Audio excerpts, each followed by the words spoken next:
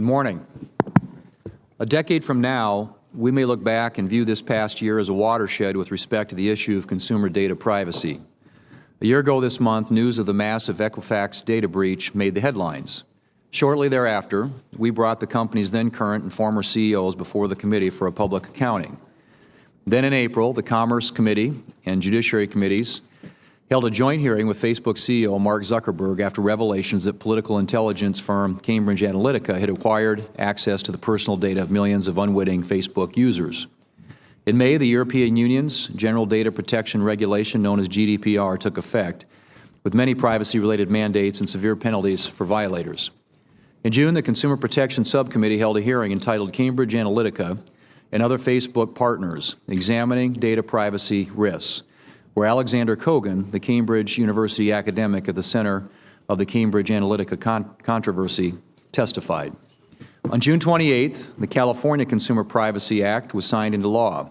Like GDPR, the new California law, which will take effect on January 1st, 2020, contains many privacy mandates and severe penalties for violators. These developments have all combined to put the issue of consumer data privacy squarely on Congress's doorstep. The question is no longer whether we need a federal law to protect consumers' privacy. The question is what shape will that law take? To examine the impact of all of these developments, we're pleased to be joined today by representatives of some of the leading technology companies and Internet service providers in America. There's often a temptation to lump industry leaders like these together as if they were all the same. But as we'll hear today, they actually have very different approaches to the collection, use, and protection of consumer data. I expect the witnesses to offer candid testimony about how their companies seek to address privacy concerns about their products and services and how new privacy requirements impact them.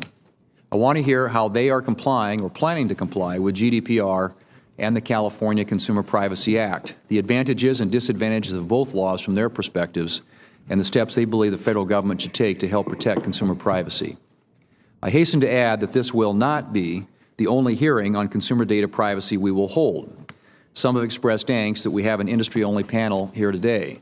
Let me reassure anyone who thinks we're going to be rushing through legislation without the benefit of alternative views that things don't work that way here. Early next month, we intend to convene a second hearing that will include privacy advocates as well as other key stakeholders. Alistair McTaggart, the California privacy activist, and Andrea Jelinek, the head of GDPR enforcement for the European Union, have agreed to attend. It's also important to remember that while we have not enacted a comprehensive national data privacy law, concern about privacy is not a new issue for Congress.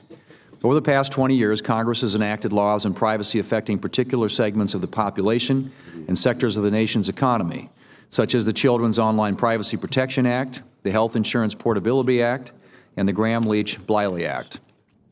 But now we've arrived at a moment where I believe there is a strong desire by both Republicans and Democrats and by both industry and public interest groups to work in good faith to reach a consensus on a national consumer data privacy law that will help consumers, promote innovation, reward organizations with little to hide, and force shady practitioners to clean up their act. While this hearing grows out of recent concerns about consumer privacy, it's not intended to be a gotcha hearing.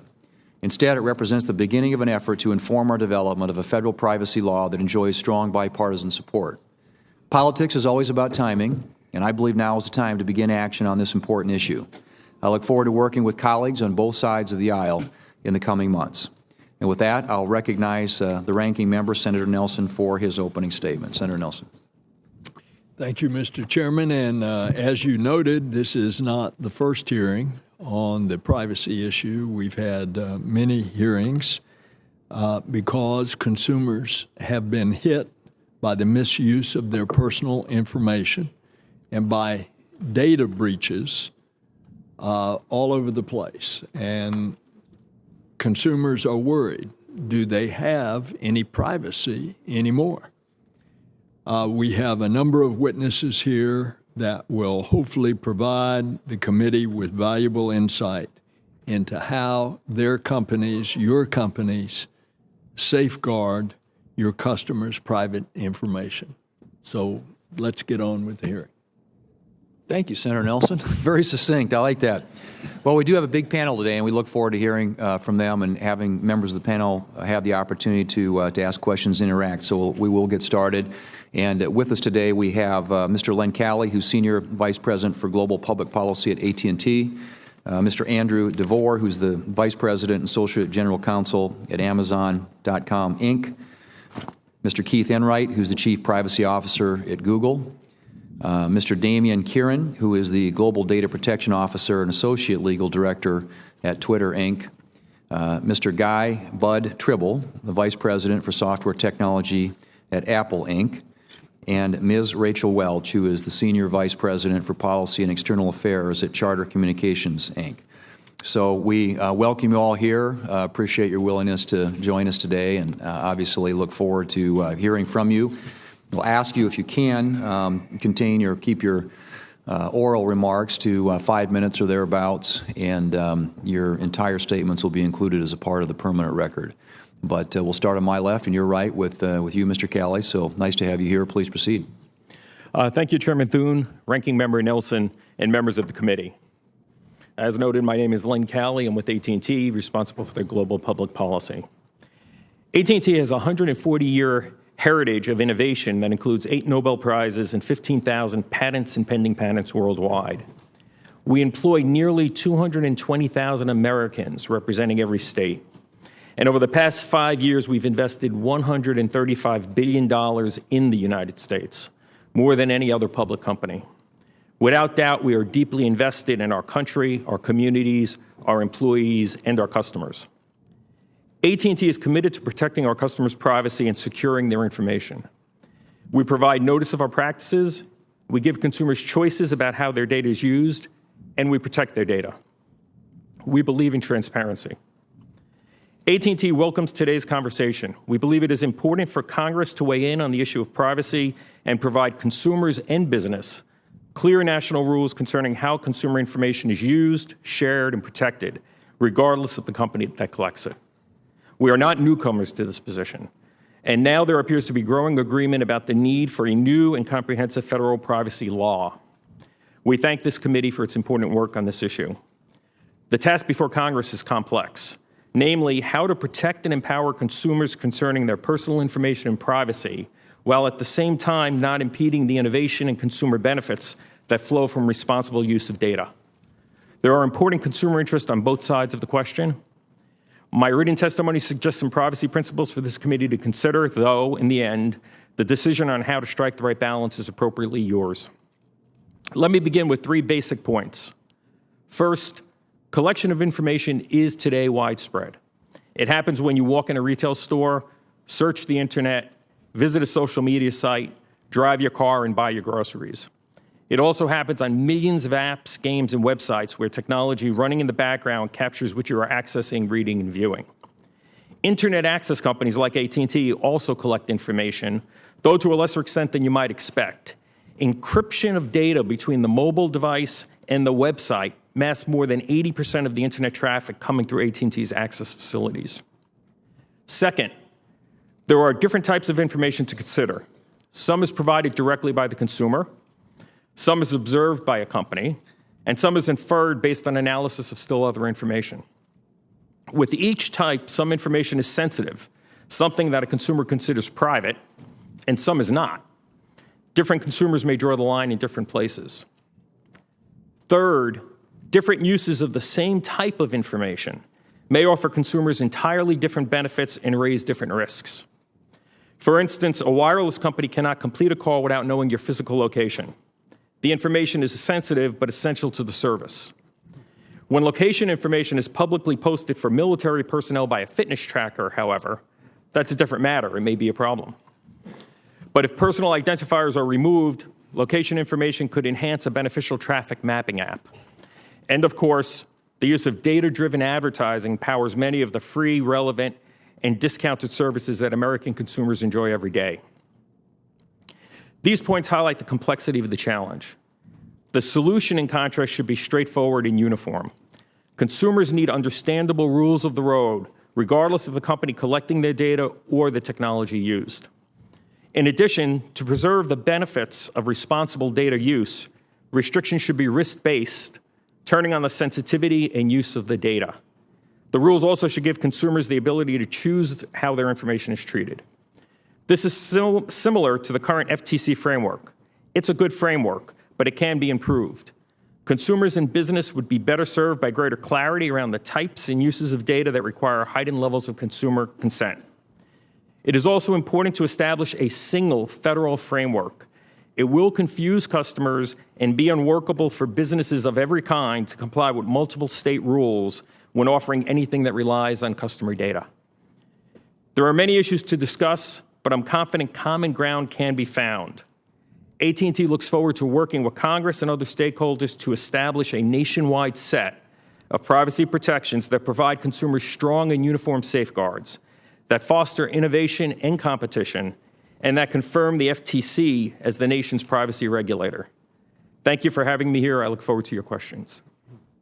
Thank you, Mr. Cali. Mr. DeVore. Good morning. Thank you, Chairman Thune, Ranking Member Nelson, and members of the committee. I'm Andrew DeVore, Vice President and Associate General Counsel at Amazon. Amazon's mission is to be Earth's most customer-centric company. Our corporate philosophy is firmly rooted in working backwards from what customers want and continuous innovation to provide customers better service, greater selection, and lower prices. We apply this approach across all areas of our business, including those that touch on consumer privacy. Customer trust is our highest priority. We've known from our very beginning as an online bookstore that we must get privacy right in order to meet customers' high expectations. Many core features of the Amazon experience, including foundational shopping features like showing what other customers bought and product recommendations, depend on us using customer data responsibly and transparently. Our customer-centric approach has made privacy by design principles a core feature of our business since our founding. We design our products and services so that it's easy for customers to understand when their data is being collected and control when it's shared.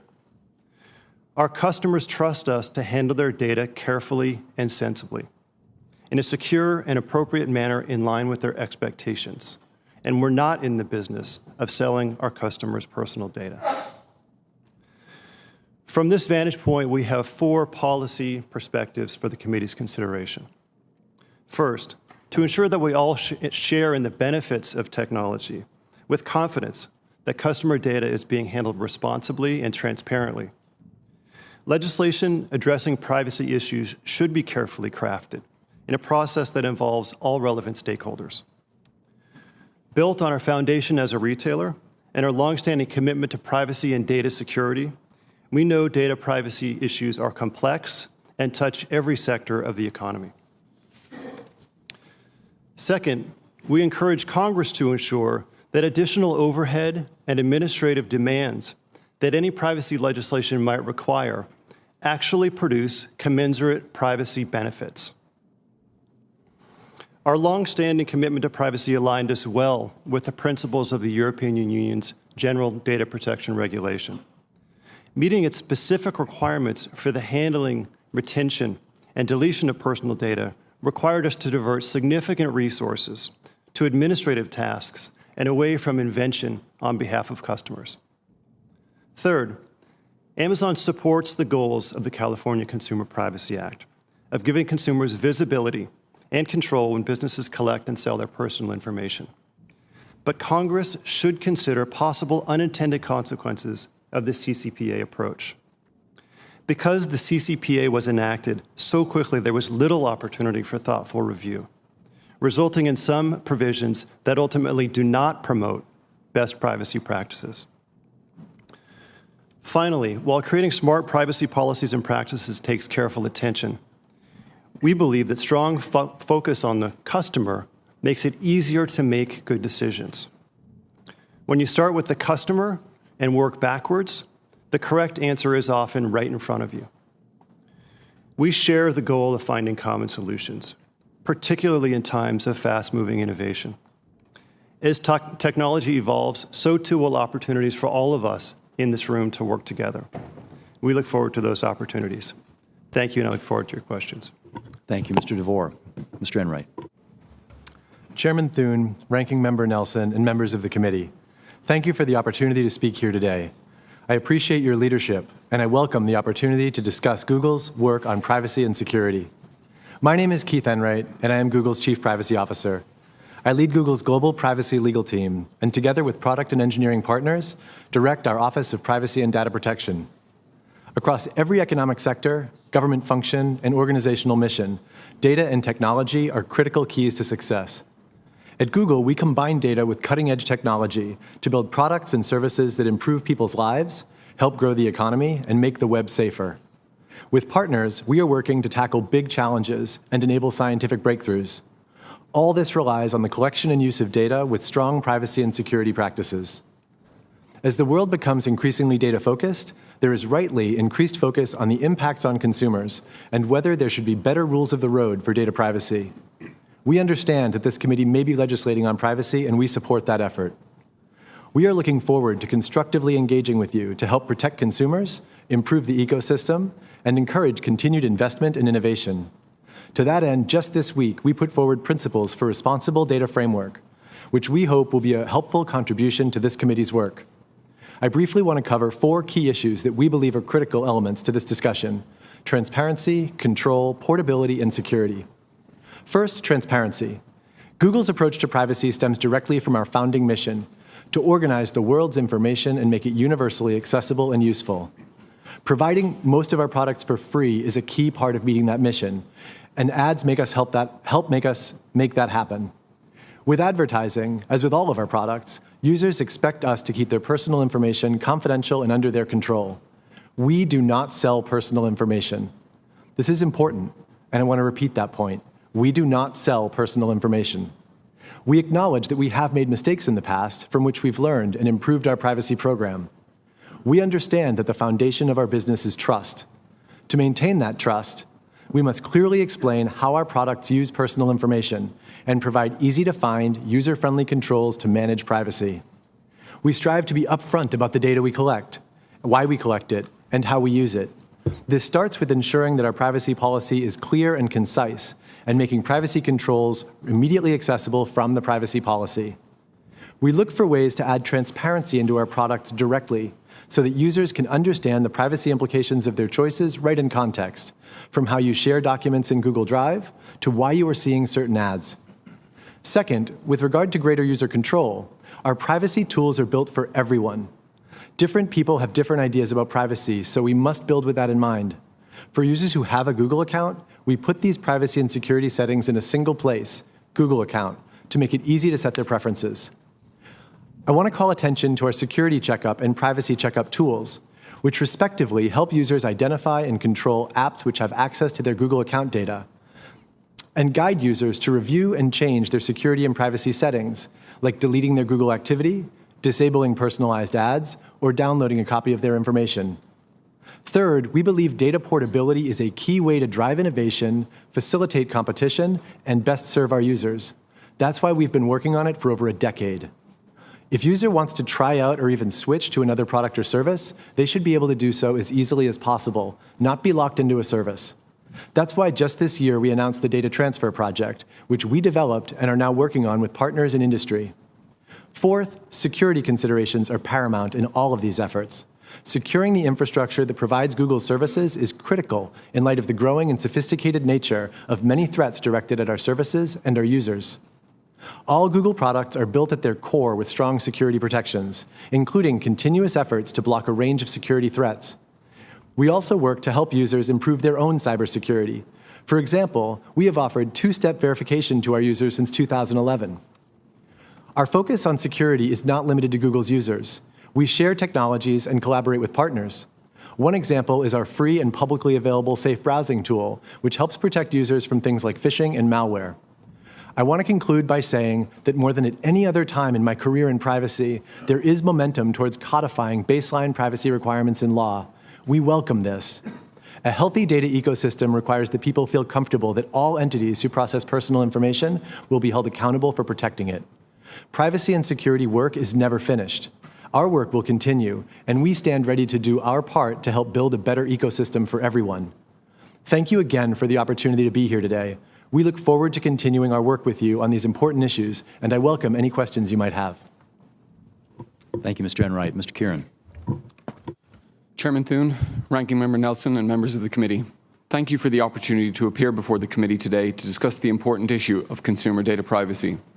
My name is Damien Kieran, and I am Twitter's Data Protection Officer.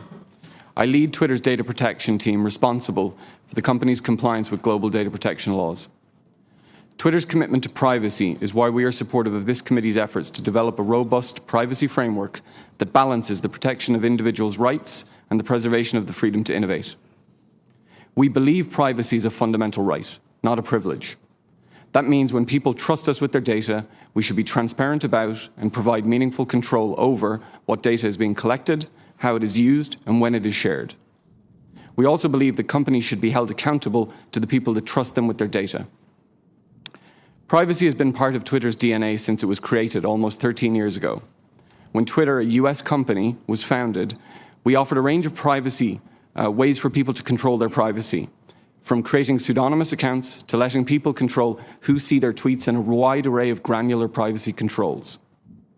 Those deliberate designs have allowed people around the world using Twitter to protect their privacy. It enables the free and open expression of opinions that Twitter is known for, including opinions that might otherwise be both personally and politically dangerous to share. It is part of Twitter's fabric. That same philosophy guides how we protect the data that people share with Twitter. Twitter is public by default.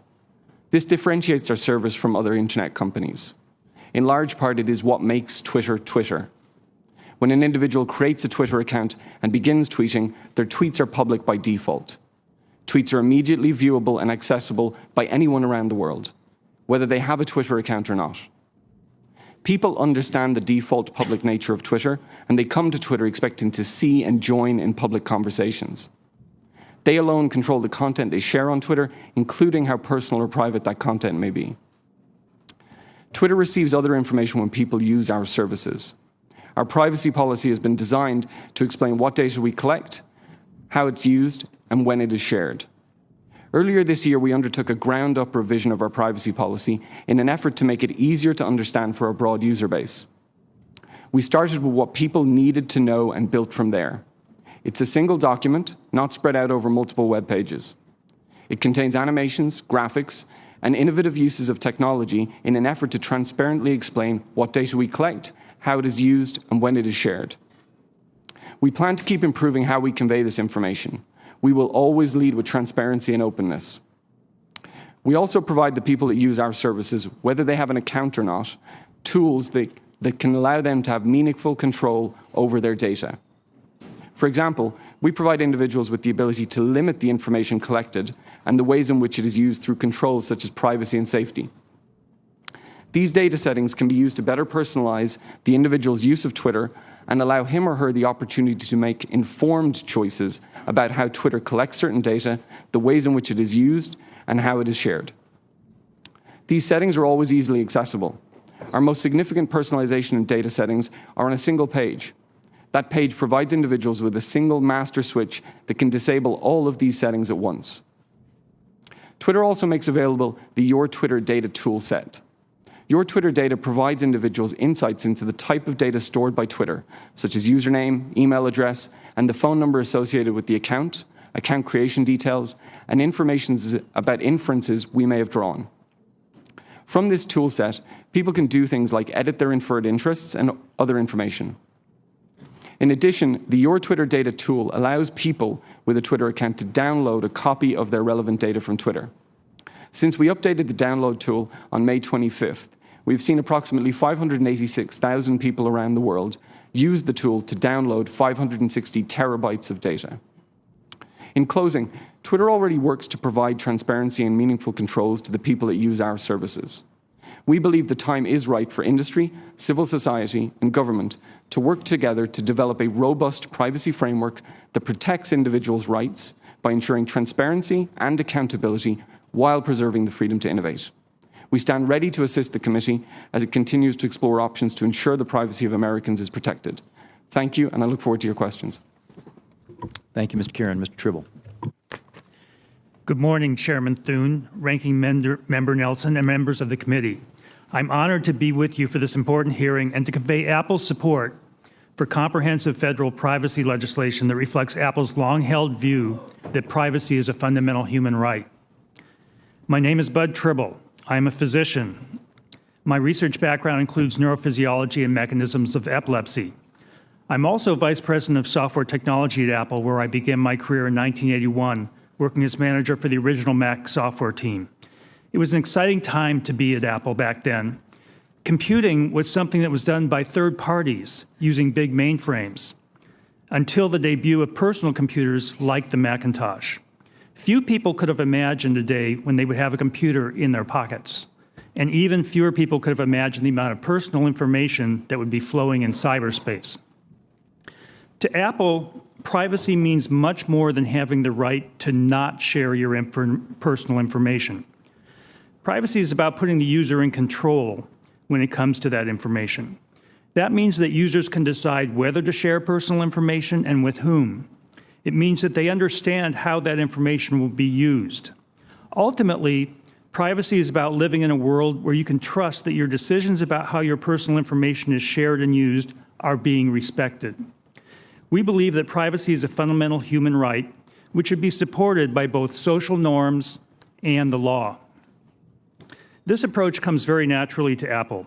We got our start by ushering in the personal computer revolution, putting the user in the driver's seat of their own computer. When the internet began greasing the skids on information flow, it seemed very natural and very important to extend that by putting users in control of their personal information. Apple is about harnessing technology to empower people. We have proved time and again that great experiences don't have to come at the expense of privacy and security. At Apple, this has a fundamental effect on how we develop all of our products. Some would call this privacy by design. It means that we challenge ourselves to minimize the amount of personal information we collect. Can the information that we do collect be less identifiable? Can we process information on the device instead of sending it to our servers? We want your device to know everything about you, but we don't think that we should. When we do collect personal information, we are specific and transparent about how it will be used. We do not combine it into a single large customer profile across all of our services. We strive to give the user meaningful choice and control over what information is collected and used. And we spend a lot of time designing the best way to present those choices and explain them to the user. And finally, we provide strong, easy-to-use security to help ensure that privacy expectations are not destroyed by bad actors. These concepts have guided our design process for years because privacy is a core value at Apple, not an obligation or an aftermarket add-on. And these are a few of the concepts that we believe this committee should consider as it undertakes the important task of drafting comprehensive privacy legislation that protects consumers and encourages continued innovation. Mr. Chairman, members of the committee, thank you for the opportunity to participate in this important hearing. Thank you, Mr. Tribble. Ms. Welch. Good morning, Chairman Thune, Ranking Member Nelson, and members of the committee. I'm pleased to have the opportunity to be here before you today. My name is Rachel Welch, and I'm Senior Vice President of Policy and External Affairs at Charter Communications. Charter values and relies the trust and loyalty of our customers. We have more than 26 million across 41 states. Our network provides high-speed broadband, video, voice services to communities of all types and sizes. One of our key business objectives is to provide our customers with a superior broadband experience that they value and will use. Charter appreciates the committee holding this important hearing to focus on the complex issue of online privacy. We also appreciate the developing dialogue among stakeholders, including those seated next to me here today, as well as by consumer groups, think tanks, and others who are also examining potential approaches to strengthen the privacy and security of consumers' online personal information. Rapid changes in technology are making it difficult for consumers to protect their online data. Businesses now collect, analyze, and share consumers' personal online information in unprecedented volumes. While there are legal protections for certain categories of sensitive information, such as financial information or health data, vast amounts of other personal data are being collected, shared, tracked, and even sold online without any specific protections. It is increasingly apparent that consumers need to know that their personal information is protected in order for them to continue to feel confident using online services. That is why Charter has called for uniform federal privacy protections that would require meaningful consent for all Americans, no matter where they go on the internet. Charter believes that such a framework should focus on the following 5 principles. The first is consumer control. Consumers should be empowered to have a meaningful choice for each use of their data. We believe the best way to ensure consumers have control over their personal information is to require online companies to obtain opt-in consent.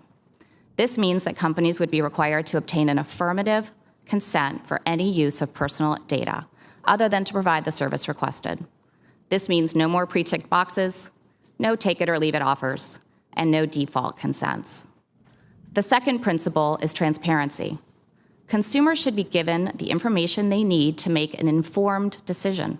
Explanations about how companies collect, use, and maintain consumers' data should be easy to understand and readily available.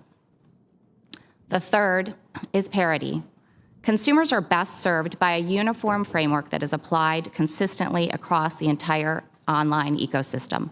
It should not be based on who is collecting the information or whether a service is free or paid. The fourth principle is uniformity.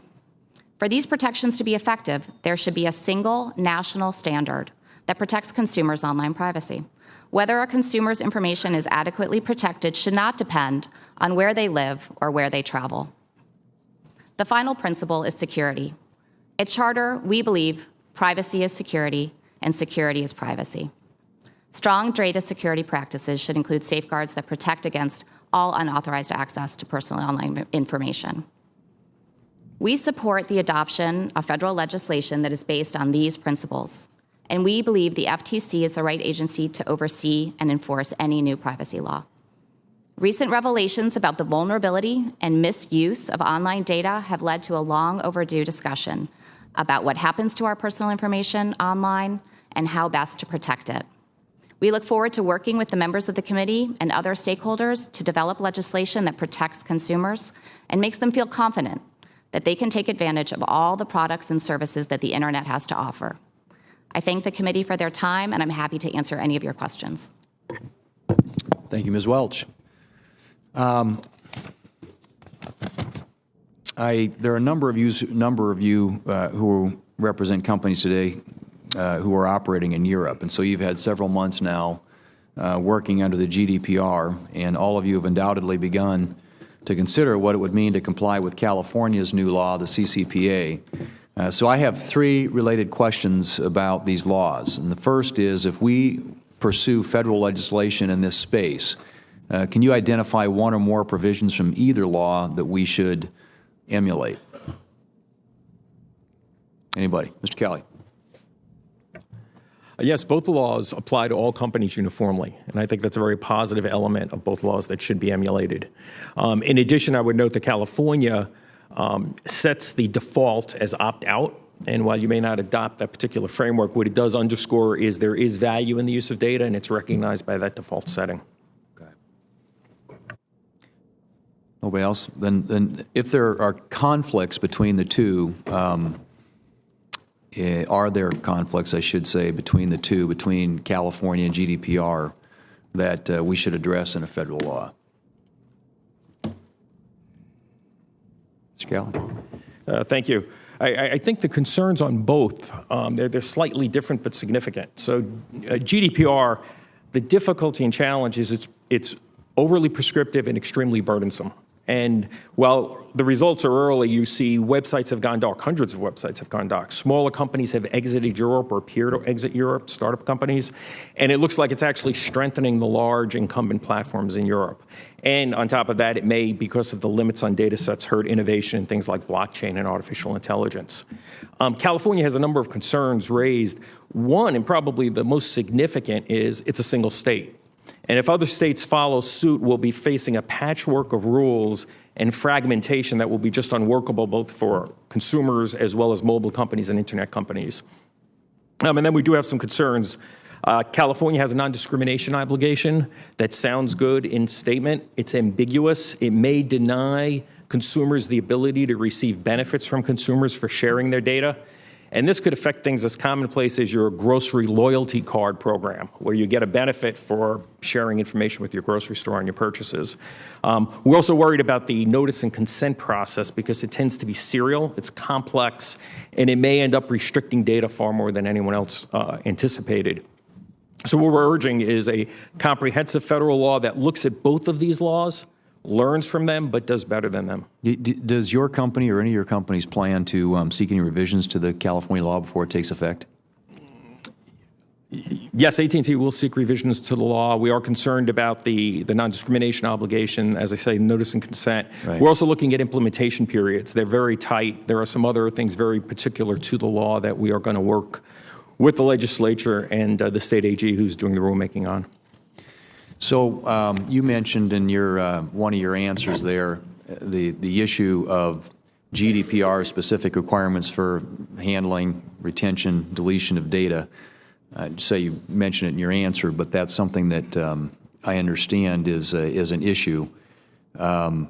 So do you think that those types of requirements are going to make it harder for companies to launch? It can prevent barriers to entry. You mentioned in your response that you're already seeing the incumbents benefiting from this, but is it going to be harder to get startups launching and at least cause them to avoid doing business in the EU? Yeah, no, I think there's a host of burdens associated with the GDPR that perhaps if it existed at the time the companies at this table started, we wouldn't be here. None of them would be here. In terms of the rights to access, deletion, portability, we support the concepts, but we need to be mindful. There are cybersecurity concerns, there's fraud and authentication concerns. There are cost concerns in terms of deploying the systems and the time that'll need to be taken to do that. And on portability in particular, we have to make a judgment about whether we'll enhance competition and help smaller companies or actually embed the incumbents where they are. So I think those are a number of questions raised by the GDPR that need to be addressed. Anybody else want to talk about compliance costs under GDPR to date and whether you think those raise barriers that prevent barriers to entry for startups? Or Senator, on Google's side, we certainly recognize that the compliance obligations under the GDPR have been a tremendous challenge for us. We took them very seriously. We are confident in our compliance posture, but we encourage the committee in contemplating future legislation when you are looking at the GDPR as a reference point to carefully consider this point, because organizations like Google are clearly better positioned to absorb the kinds of compliance costs that a rigorous regulatory regime like that required under the GDPR could create for small and medium-sized businesses. And Mr. Chairman, if I might add, we're a domestic-based ISP, and so our services are focused here in the U.S., so we are not subject to GDPR. So we're watching it and recognize that it's a model that folks are looking at.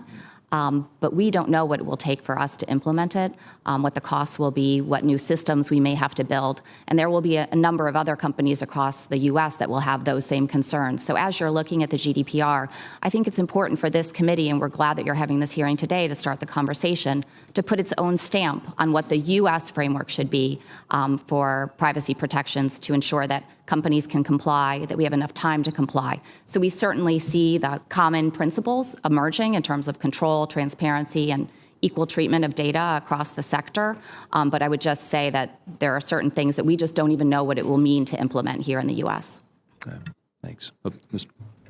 Yes, I think with the exception of here, most of the other companies at this table have gone through the process and are probably of the size well able to take on the implementation work necessary to implement the GDPR. I'd like to point out, we have an app store with 6 million developers in the U.S. Many of those are small and medium-sized businesses. And so I think it's very important in looking at legislation to look at those small and medium businesses and what the burden will be on them as far as records keeping and so forth. I think it would be very important to make sure that it's not overburdensome for that class of companies. Probably the companies at this table have enough resources to deal with it, but we're concerned about that small and medium-sized business. Okay. Thank you. Senator Nelson. The FTC is primarily responsible for protecting consumer privacy in the commercial marketplace. Yet it has a relatively small staff with limited resources. Could each of you tell the committee, will your company support Congress providing the FTC with more resources and personnel to more effectively do its job to protect consumer privacy? Yes, Senator, we would. In a properly structured bill, that would be an appropriate step. Yes, Senator. Thank you. On behalf of Amazon, we would. Enforcement is a critical piece of the puzzle, and the FTC should have the resources it needs to investigate and enforce rigorously. Yes, Senator. From Google's perspective, notwithstanding the resource constraints you describe, our experience with the FTC is that they have been a rigorous and effective enforcement agency in the context of privacy, and we would support, as others have said, a reasonable allocation of resources to further their work. Yes, Senator, much like my colleague, Mr. Enright, Twitter has enjoyed a very good relationship with the FTC and hopes that that continues, and we'd welcome the opportunity to understand how we could best help them going forward. Yes, Senator, that Apple agrees that FTC should get the resources they need as part of comprehensive legislation. Senator Charter agrees as well. If they need more tools, we should work with you to get them for them. Well, under current law, the FTC can only bring an enforcement action against a company that violates the terms of its own public policy, its own public privacy policy. And they can do so under their organic authority of the FTC Act. It prohibits, and the statute reads, unfair or deceptive acts or practices. Basically, the FTC can bring an enforcement action if a company lies. Do you support providing the FTC with more legal authority and better tools to protect consumer privacy? Senator, I'd start by saying we don't support unfettered discretion in any agency. We believe it's Congress's job to give direction, set policy, and set up the guardrails. But if Congress were to do that, as I indicated earlier, we would support working with the committee and finding the proper tools for the FTC to do its job and do its job effectively. Thank you, Senator. I think the starting point for us, as with all of these issues, is to think about what benefits customers and the core principles of ensuring that customers understand how their data is being used, that they get the benefit of products and services that use their data carefully and sensibly in line with their expectations. As you said, the FTC does have authority now to get at violations of those kinds of principles, and we welcome the opportunity to work with Congress to think through the clarification exercise that I understand this is the beginning stages of. Thank you. The question is not whether or not you want to work with Congress. The question is, do you want to provide the FTC with more legal authority and better tools to protect consumer privacy? Understood, Senator. I think the answer to the question is yes, but of course these issues are complex and the details matter a lot. Senator, reviewing the FTC's track record of enforcement in the context of privacy and data protection over the last 20 years, I think there is a tremendous amount of evidence that as they have interpreted their unfairness and deception authority under the FTC Act, they've been a very effective and rigorous regulator in this space. That said, like my colleagues, we would certainly be interested in engaging in a conversation about what an extension of their authority might look like and what the proper contours might be. So is that a yes, maybe? That is, Protect I would consumer privacy. I would suggest that we first look at whether their existing authority is enabling them to exercise their mission effectively. And if the answer to that question is no, then I think you move on to the question of expanding their authority. Thank you, Senator. For Twitter, accountability is a key component of the way we work. And so we view any federal framework, whether that's empowering the FTC or otherwise, to make sure that it grapples with those questions of holding industry accountable. We'd be supportive of engaging in more dialogue to understand how we could best work with the FTC or other mechanisms that might further that requirement of accountability. So that's an answer that you just want to work with the committee. The question is more authority and legal tools to protect consumer privacy. Senator, we do think that accountability is something that needs to be put in place to ensure the protection of consumers. We think there are a variety of ways to get at that, and we just want to make sure that we're balancing appropriately those protections for individuals while also allowing the freedom to innovate, whether that's with the FTC or otherwise. So is that a don't know? No, Senator. It means we'd welcome the opportunity to understand more about how we would enable the FTC to do that if the FTC is the chosen mechanism or path. But we think that there needs to be a fulsome discussion of how best to give teeth to accountability. Seems like to me to protect consumer privacy ought to be an easy answer. What about you, Mr. Tribble? Well, I'd actually agree with Google that the FTC has a good track record here, and I think it would be important to look at whether their existing legal authority is sufficient for them to enforce whatever comes out of this bill. Effective enforcement is important, but the mechanism that's used to do that ought to be fully informed by what's working now. Ms. Welch? Senator Nelson, we believe that if the committee finds that the FTC needs additional tools, that they should have them, and we would like to work with you in order to accomplish that. And we believe that any federal framework is obviously going to need enforcement tools, and so we support that. Thank you, Senator Nelson. Senator Fisher. Thank you, Mr. Chairman. I'd like to follow the ranking member's line of questioning a little bit here and maybe dig down into it a little bit more. We can't ignore the fact that we live in an economy that incentivizes the gathering of as much data as possible to either use it or to sell it. And as Congress is looking to strengthen the privacy, I think it's crucial that we prevent irresponsible data use. Mr. Tribble, do you think federal legislation is needed to protect consumers from some of the aggressive data practices? You talk about, more tools, but first you have to have legislation, and if you feel it's needed, what would you suggest? Yes, we believe that comprehensive federal legislation is needed to help protect consumers. And, the reason for that is that, as Chairman Thune pointed out, there's a history of increased personal information flowing on the internet.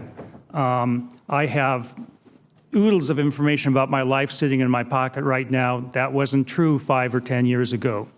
That is only going to increase. So yes, we think that the comprehensive federal legislation is very important. And you brought up your concern about how that might burden smaller businesses. So what do you think would be the best approach to federal legislation so we don't see that burden on smaller businesses where they have compliance issues and the costs associated with that? Yeah, I think anything that can be done to help make things clear, make it so that businesses have one set of rules instead of many sets of rules to follow. And there may be other things. For example, we worked with the Office of the National Coordinator for Health IT to come up with a model privacy notice for apps that use health information. And it's very helpful to us to be able to point our app developers, which we do. We link to the ONC site. And, these smaller companies may not have teams of lawyers to draft things, but that kind of thing can be very helpful, I think, to small and medium businesses. And when we look at consumers' personal data, it can be used in reasonable ways and unreasonable ways. What's an unreasonable way? What's an example of that? Well, personal data can be used in ways that are, first of all, unexpected or not appreciated by the person whose data it is. But specific ways, identity theft is an example of that. Simply information used out of context can be very misleading and affect someone's life. Information that is gathered on a person may be used to discriminate against them. So there are many ways that information can be used inappropriately.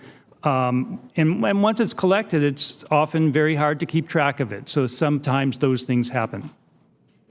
Should companies focus on using data in ways that don't directly link to individual identity? For example, how can differential privacy advance efforts to reasonably minimize data collection? And can that be deployed at scale? Well, at Apple, we're always challenging ourselves to see if we can provide a great service or product without collecting as much information. And there are actually an increasing number of tools to do that. One technique you mentioned is to disassociate the data from an identifier. I think it's important to realize that there's no silver bullet here, because even information that has been disassociated from an explicit identifier, we've learned, can be later reassociated with that individual. Nonetheless, that action is helpful.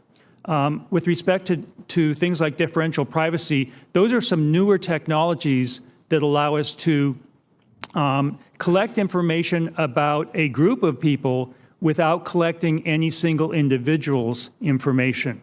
For example, if I wanted to know the average amount of money a committee member had in their wallet, I could ask you, tell me how much money is in your wallet, but subtract or add a random number between, $100 and then tell to me. If I average those together, that's going to be, well, there's not enough committee members, but if there were thousands of you, it would be enough to tell me what your average amount of money in your wallet is without me getting the information about any particular individual. So those kinds of techniques, as well as using processing on the device or intelligence on the device to provide a service. For example, the iPhone will tell you where you park your car. We don't have to send where you parked your car back up to Apple. Your device can have enough intelligence to remember where you park your car. So there are different ways you can implement the same service. Some are more privacy friendly. Thank you. Thank you, Senator Fisher. Senator Klobuchar. Thank you very much, Mr. Chairman. Thank you for holding this important hearing. Thank you for all of you for appearing here today. I think you all know this comes at a critical moment when we are, for the first time, seriously looking at privacy legislation. Senator Kennedy and I have introduced the Bipartisan Social Media Privacy Protection and Consumer Rights Act, and that is due to what we've seen with privacy violations for people in this country. And the bill would make privacy disclosures more transparent, give consumers the right to control their own data by allowing people to opt out of having their data collected, and require companies to notify consumers of a privacy violation. In our legislation, the standards and enforcement are centralized at the FTC. So I guess I'd start with one simple question. Do you all believe that we need some kind of federal legislation to take place here so that we have some kind of privacy standard for consumers? Is there anyone that wants to? Mr. Cali. Yes, we've long supported comprehensive federal legislation, and we do think it is important to protect consumers. Okay. Anyone else? Yes, disagree? We too at Google support broad federal privacy legislation. We think it will benefit both consumers and the ecosystem of data-driven innovation. Mr. Kiernan. Like Google, we support broad federal legislation. Okay. Now, when Mr. Zuckerberg was here, I asked him about this idea of the 72-hour notification after a breach. Is there anyone that favors that? He said that it could make sense. Anyone? No one favors that. Okay. I'm going to take that as a no. Okay. Then the other piece of the legislation makes for simple language because so many of these privacy policies on your sites are very difficult to understand, and our bill requires that online platforms make plain language disclosures regarding how personal data will be collected and used. Do you think that would make sense to do something like that? Anyone? Yes, Mr. Enright. In connection with our privacy policy, we actually take a great deal of pride in the fact that a cross-functional team of attorneys, technologists, and user experience designers are perpetually working on making our privacy disclosures as simple and accessible as possible, and we've received praise publicly for the work in that area. Okay. Mr. Kiernan? Like Google, we take pride in our privacy policy. In fact, this year we revised it completely. We started to consider how people would understand the basic information that they needed to have about the type of information we collect when we use it and when we share it. And what we actually did was we shared it with non-lawyers, non-policy people, and we asked them what issues they had in trying to understand it. We then went back, reconsidered those concerns, and then we worked in clever things like animations, graphics, pop-ups. We don't view that work as complete. We don't view it as static. The goal is to keep iterating on it and evolving to ensure that people do truly understand what we're doing with their data. So speaking of static, our bill would actually also include a provision that a consumer could withdraw consent to the terms of service just as easily as they're able to give consent. Do you think that would be helpful, Mr. Kiernan, to include that? Thank you, Senator. We already provide a variety of ways in which people who share information with us can opt out of sharing afterwards. We provide a set of tools from our privacy panel that allows people to determine what information they're sharing with us. So we do think it's an important component. Okay. So do people have problems with an opting out idea? Oh, okay, good. I think I'll just use my last minute here on the honest, and there's obviously remedies. I'll ask those questions in writing under the bill. The Honest Ads Act, and I'll ask you about that, Mr. Enright. We've gotten support for that bill. This was, it's a bill I have with Senator Warner, and sadly, Senator McCain's no longer with us, but he was the lead Republican on the bill. And you know what it does. It says that for online political ads, there has to be disclosure and disclaimers, including for issue ads. Facebook and Twitter have both indicated that they support the bill, and Google has so far declined. And you are the biggest seller of online ads. And expected to bring in roughly $40 billion in digital ad dollars in 2018. So could you talk about where you are on the bill and what you think needs to be done? Certainly, Senator. To be clear, my area is privacy, so the issue of political ads is not squarely within my domain. That said, we appreciate your leadership on this issue. We do support the goals of your bill, and we look forward to working with your staff to move it forward. Okay, and I do think that this has something to do with privacy because a lot of these political ads that have come from Russia and other places have interfered with people's privacy. Certainly, I agree with you. Photos of people that didn't consent to have them used. They falsified. The ads were obviously false, and they brought people to rallies and did all kinds of things that were false. And so I think you should think of it as not just sort of a thing over at the FEC, a political issue. It really goes to the fundamental misuse of the internet. I agree with you, and I recognize that this is certainly relevant to the privacy conversation. It also, of course, involves other executives and teams at Google. But again, to reiterate what I've said, we do support the goals of your bill, and we're looking forward to working with your staff. Thank you. Thank you, Senator Klobuchar. Senator Moran. Chairman Thune, thank you. I chair the Subcommittee on Consumer Protection and Data Security of this committee. And I'm certainly committed to ensuring that consumers' personal data is collected, used, transferred, and stored responsibly with appropriate transparency provided by you and the industry. I do have concerns with the risks posed by the EU's General Data Protection Regulations and the California Consumer Privacy Act. Those are concerns what it will mean to the internet ecosystem.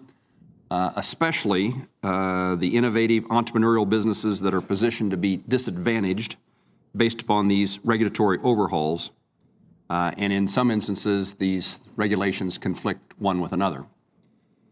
In the interest of protecting Americans from data misuse and establishing certainty for businesses so that we can continue to create jobs and innovate and compete in this global economy, I've been working with Senator Schatz, with Senator Wicker, and with Senator Blumenthal to collect the thoughts of all interested parties, including consumer advocates, industry representatives, academics, academicians, and to identify responsible federal privacy standards.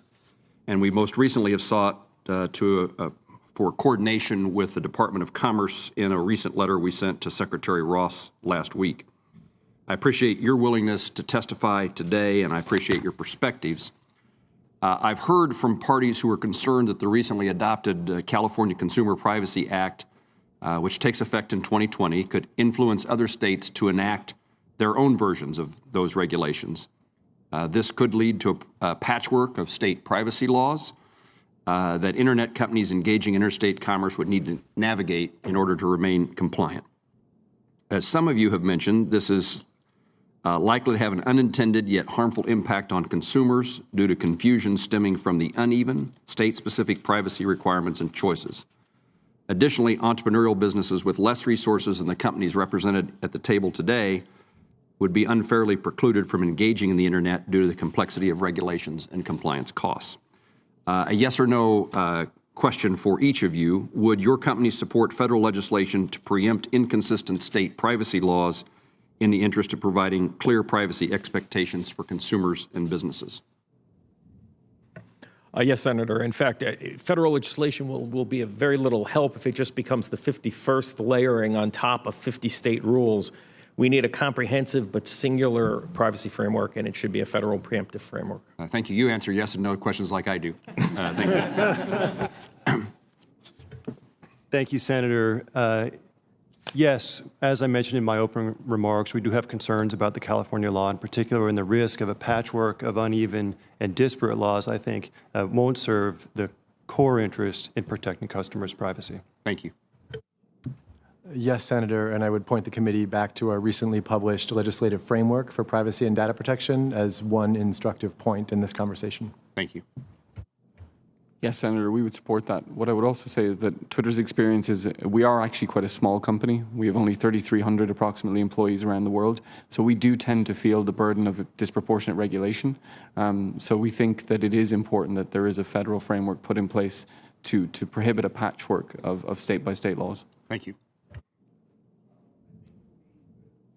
I think it would be helpful to prohibit a patchwork, but I think it's very important from the standpoint of the consumer that the bar be high enough on the federal legislation to provide protection to the consumer that's effective. Thank you. Senator, we agree as well, and we believe that there needs to be a strong federal framework as well, and we think that consumers should be empowered with the ability to control their data through an opt-in. Thank you. I support privacy rules that afford consumers the same protection no matter where they are in the internet ecosystem. Would you agree that regulating and enforcing privacy rules based upon the sensitivity of the data collected, used, transferred, and stored is the preferred approach and in the best interest of consumers in terms of certainty and transparency? Again, I think this can be a yes or no answer. Yes. Thank you. Yes, Senator. Thank you. Yes, Senator. Yes, Senator. Yes. Yes.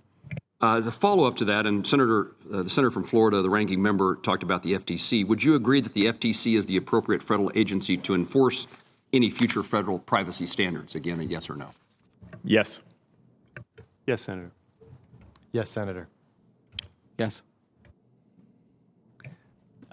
I think they have a role. I think effective enforcement is important, but I think there may be options on additional enforcement mechanisms, so I guess that's a qualified yes. Thank you. Yes. Mr. Enright, I had a question for you in particular. I've run out of time, but I'll be back talking to you, I hope, if we have an additional round on data portability in your testimony. Thank you very much. Thank Thank you, Senator Moran. Senator Schatz. Thank you, Mr. Chairman. Thank you all for being here. We're here at least partly because a lot of you are worried very much about just GDPR and also the California law. So let's lay that out. And you want something that you can work with so you don't have to navigate 50 different statutory frameworks. I understand that. And I think there's an opportunity to do something meaningful, but as Mr. Tribble said, we should make sure that we do something meaningful. And I understand that from the standpoint of some of these companies, the holy grail is preemption. And I want you to understand that you're only going to get there if this is meaningfully done.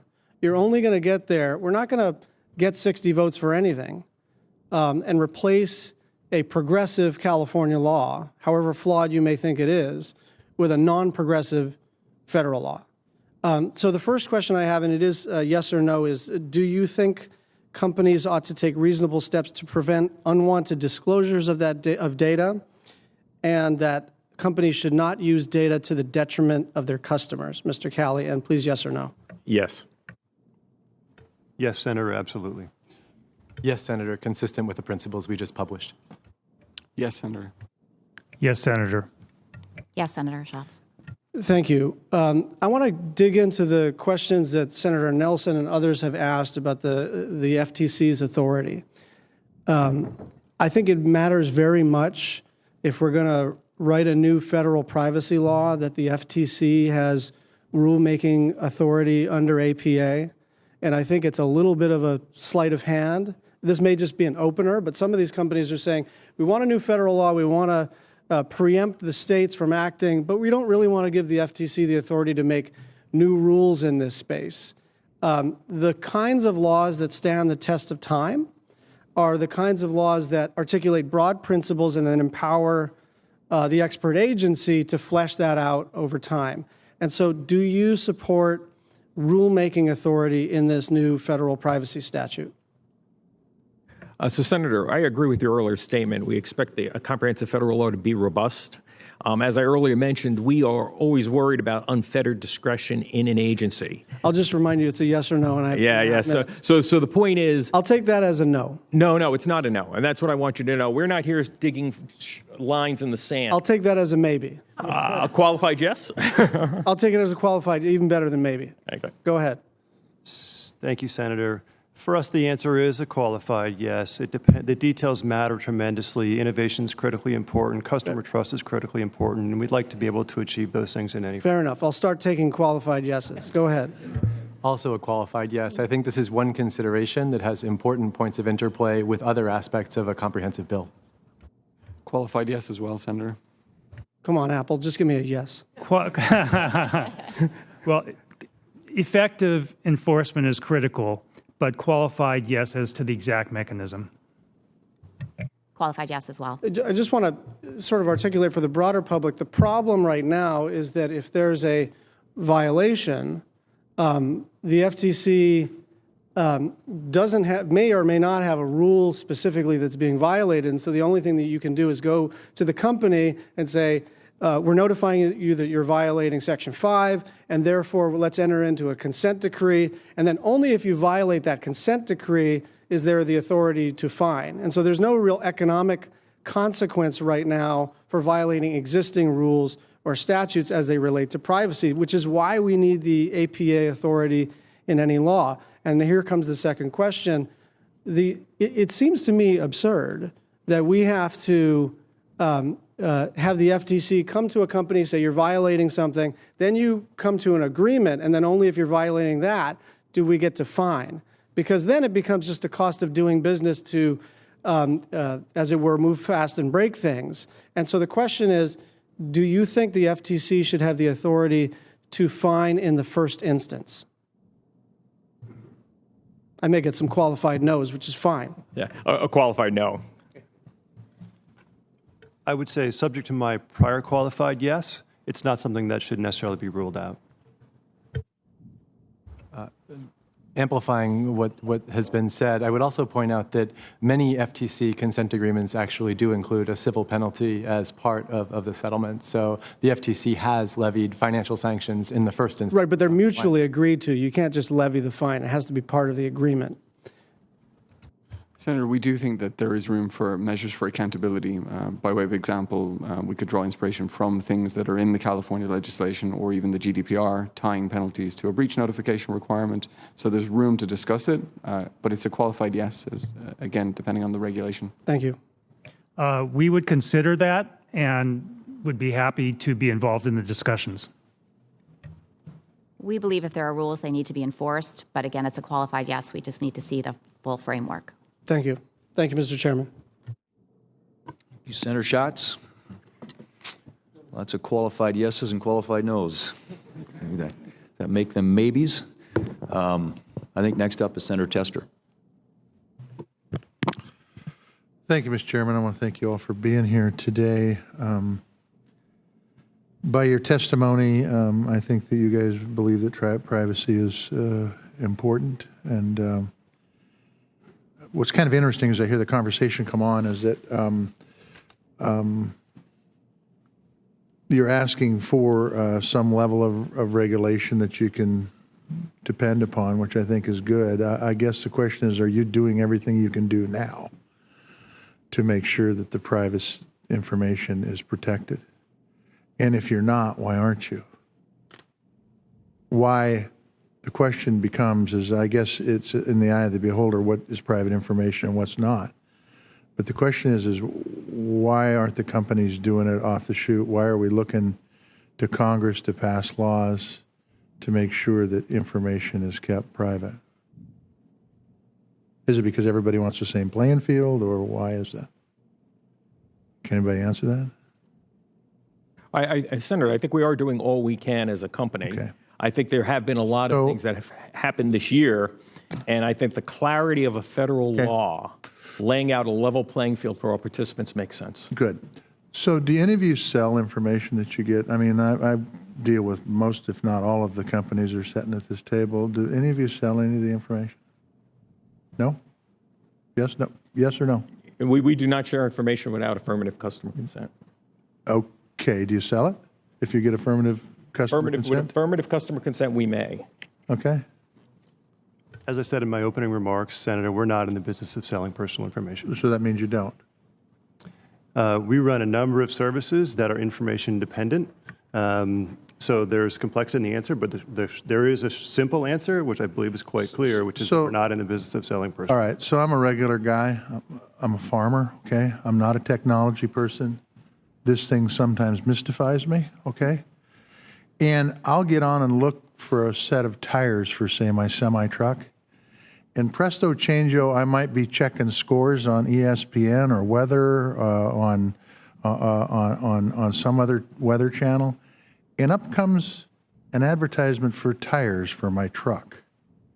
How the hell do they get that information? Can anybody tell me? So, Senator, first responding to your initial question, we do not sell personal information. Okay. As I said, so in my tell me how they testimony. get that information then, because oftentimes I do that search on Google. Certainly.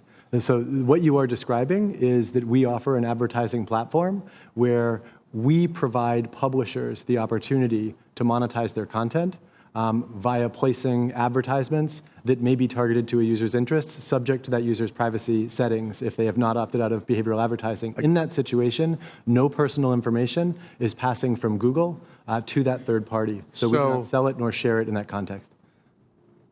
I assume that Catherine Cortez Masto doesn't get that advertisement when she gets on the Weather Channel. So what do you classify as being personal information? Google classifies personal information as information that would be identifiable to an individual user. So your name, your email account, or other information that's tied to you or your device. So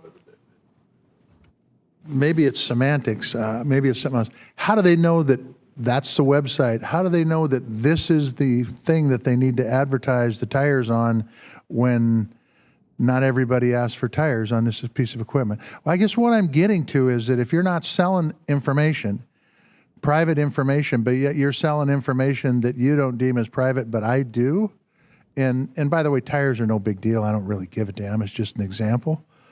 But there may be something else. Like, for example, if, say, a Russian firm were to ask for that information, or a Chinese firm, have any of you been asked for information from a firm that does business in other countries, and you've either given it to them or sold it to them? Private or not? Any response to that? No response to that? No, yes or no, or just don't know? We don't sell personal information, Senator, and we don't sell it to foreign entities either. Okay. Same thing with everybody? Same for Apple. Okay. The same answer, Senator. And coming back to your previous question, Yeah. I want to be very clear. We understand the complexity of the internet ecosystem. I don't. And we understand that that can be intimidating for our users. For example, you're going to have to teach me how I can say no information is transferred for me, because I've never seen it. And if it has, it's been in print in so damn fine of print that I don't have time to read it all. So where would that exist, for example? I don't want to pick on you. I can pick on Amazon too, because we use you once in a while. Where I use Apple too, so I use you all. So where would I find the information? Well, Senator, to be able to say, you can't share this information with anybody, I don't care. I'm quite happy to respond to this question because we take a great deal of pride in the investments that we've made in making this as simple as possible in your Google account. Okay, so tell me how to do it, because I get on Google every day. You can jump onto Google and search for Google account. There will be a very clear indication as to how to get to those settings, and we try to make it as easy as possible. We're also investing very heavily, leading industry in tools like your privacy checkup and your security checkup, where we invite people into that experience so that they can optimize their settings in a way that makes sense to them. Okay, I would, and I think that's good. I don't know how heavily that you push that information out, because I'm somebody who values my privacy, as I think most people in Montana, and probably most people in this room do. And if I could say this website doesn't go anywhere else besides to my house, the information off it, I would do it every damn time. But I've never, ever seen that option, to be honest with you. Maybe I'm just not paying attention. Thank you all very much. Thank you, Mr. Chairman, for your flexibility. Thank you, Senator Tester. As a follow-up to that, but is Google taking any specific steps to ensure that app developers don't improperly transfer Gmail user data to third parties? Yes, thank you, Senator. I appreciate the opportunity to address this because I know there has been some confusing reporting on this issue specifically. I want to make it very clear that Google does not grant third parties access to users' Gmail data. We do, however, under certain circumstances, subject to a user's settings and controls, allow the user to enable third-party app developers to have access to that data. One example of this would be for a trip planning application. A user can choose, after seeing a robust privacy notice from that third-party app developer, to decide to grant that app developer access to their Gmail to allow them to identify messages for things like hotel or flight reservations, because the user sees utility in that. But we make that ability available to a user. However, we have strong policies in place around all of this, and if third parties abuse those policies, we will remove them from the platform. Thank you. Senator Cortez Masto. Thank you. Let me follow up on Senator Tester's, because I think this was an important part of the conversation. As we craft, or we look to craft a federal regulation comprehensive, do you think it's important we identify what personal information is, because everybody might identify it differently? Is that correct? Would you agree, or do you all agree that you all identify PII in the same way? Let's start. I'm sorry, Mr. Cameron, just go down the panel. Yes, a definition of personal information would be appropriate. Okay. Yes, Senator, I think it's critically important, and it goes to the very core of protecting the most sensitive information while still enabling innovation to delight customers with great products and services. Right. Agreed, Senator. Clarity and consistency in definitions would be very helpful in protecting consumers and promoting compliance. Agreed. I would also add that we think it would be very important in terms of the interoperability with regional frameworks around the world, that we have clarity in the United States as to the definition. Yeah. Yes, clarity is very important in that definition. Senator, not only is clarity important, but with the way that we would approach it is that we would say there shouldn't be a differentiation between sensitive and non-sensitive. It gets really hard to draw those lines, and it may differ for Senator Tester versus you versus another person. And so that's one way to root out some of the confusion that I think consumers are feeling. Yeah, I agree. The other thing that I noticed, and I think it was Mr. Cali, you said this, was that the user's expectation of privacy is based on their using experience. I think you said something similar to that, and I agree. And I think for that reason, what we are trying to do here, and why we haven't been able to do it yet, is it's a very difficult thing to try to put one kind of template over this idea of privacy. But one thing I do support, and I'm curious, and this may have been asked, I had to step out of the room, a default opt-in. How do you feel about that, yes or no? Would you support a default opt-in? And let's go down the panel again. No, I don't support a default opt-in because I think it restricts the use of non-sensitive data that would restrict the benefits to consumers of data use. I do support an opt-in for personally identifiable information that is sensitive. And where we draw that line is a question, and it can be struck in any number of places. Okay, thank you. Your Honor, we think it's critically important to have clarity and simplicity with regard to the way our products and services work. We know that customers like services that are innovative, that work fantastically and give them what they want. And we endeavor in every case to make it clear to customers if their data is being used, how it's being used, and actually to give them concrete benefits. An example would be product recommendations as you search on the website for a particular product. I do think that there's a concern that if you overlay a regulatory imperative like that on every interaction, you really risk breaking that kind of innovation, the innovative products and services that we know customers love. Okay.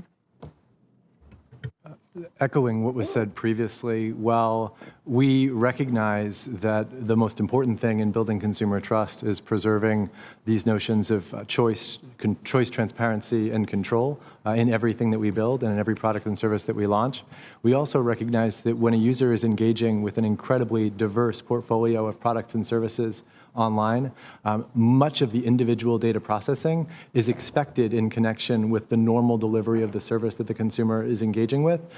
So if you had individual opt-in requirements for every processing operation, you could really impair the usability of the services and disincentivize users from engaging. So we think a balanced approach is appropriate.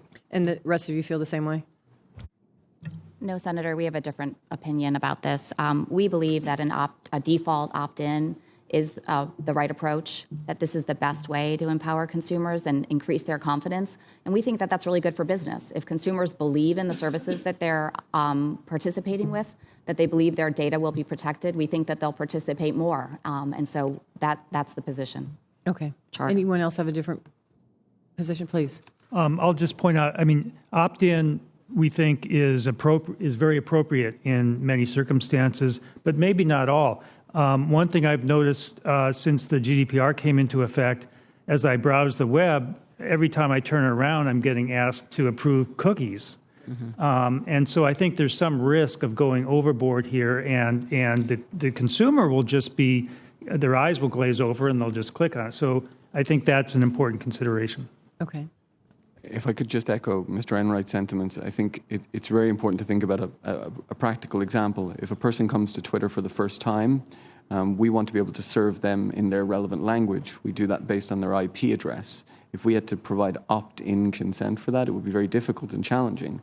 We do, however, provide that person the ability to go back and change their location if they choose. So that's giving them meaningful control. But as a practical matter, a default opt-in would produce difficulties. Thank you. And I know my time is running out, and I'll submit my questions for the record, but I do think the other thing that we need to figure out here is this idea of federal preemption and the state's role in this space, as well as the attorneys general as part of it. So thank you. Thank you, Senator Cortez Masto. Senator Lee. Thank you very much, Mr. Chairman. Thanks to all of you for being here. Mr. Enright, can you tell me about how much Google spent in order to comply with the GDPR? Push your button if you could. Thank you. Senator, I don't have a specific figure available.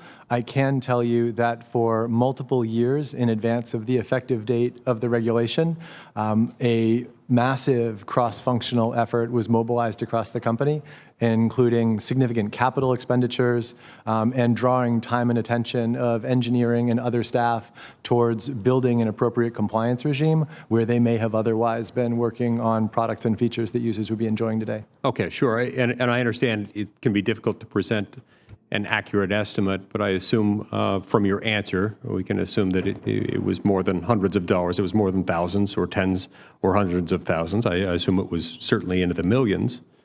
It was orders of magnitude higher than any figure that you've mentioned, sir. Okay, orders of magnitude higher than any figure I've mentioned. And offhand, any idea on how many human hours it might have taken for Google's workforce to bring the company into compliance with the GDPR?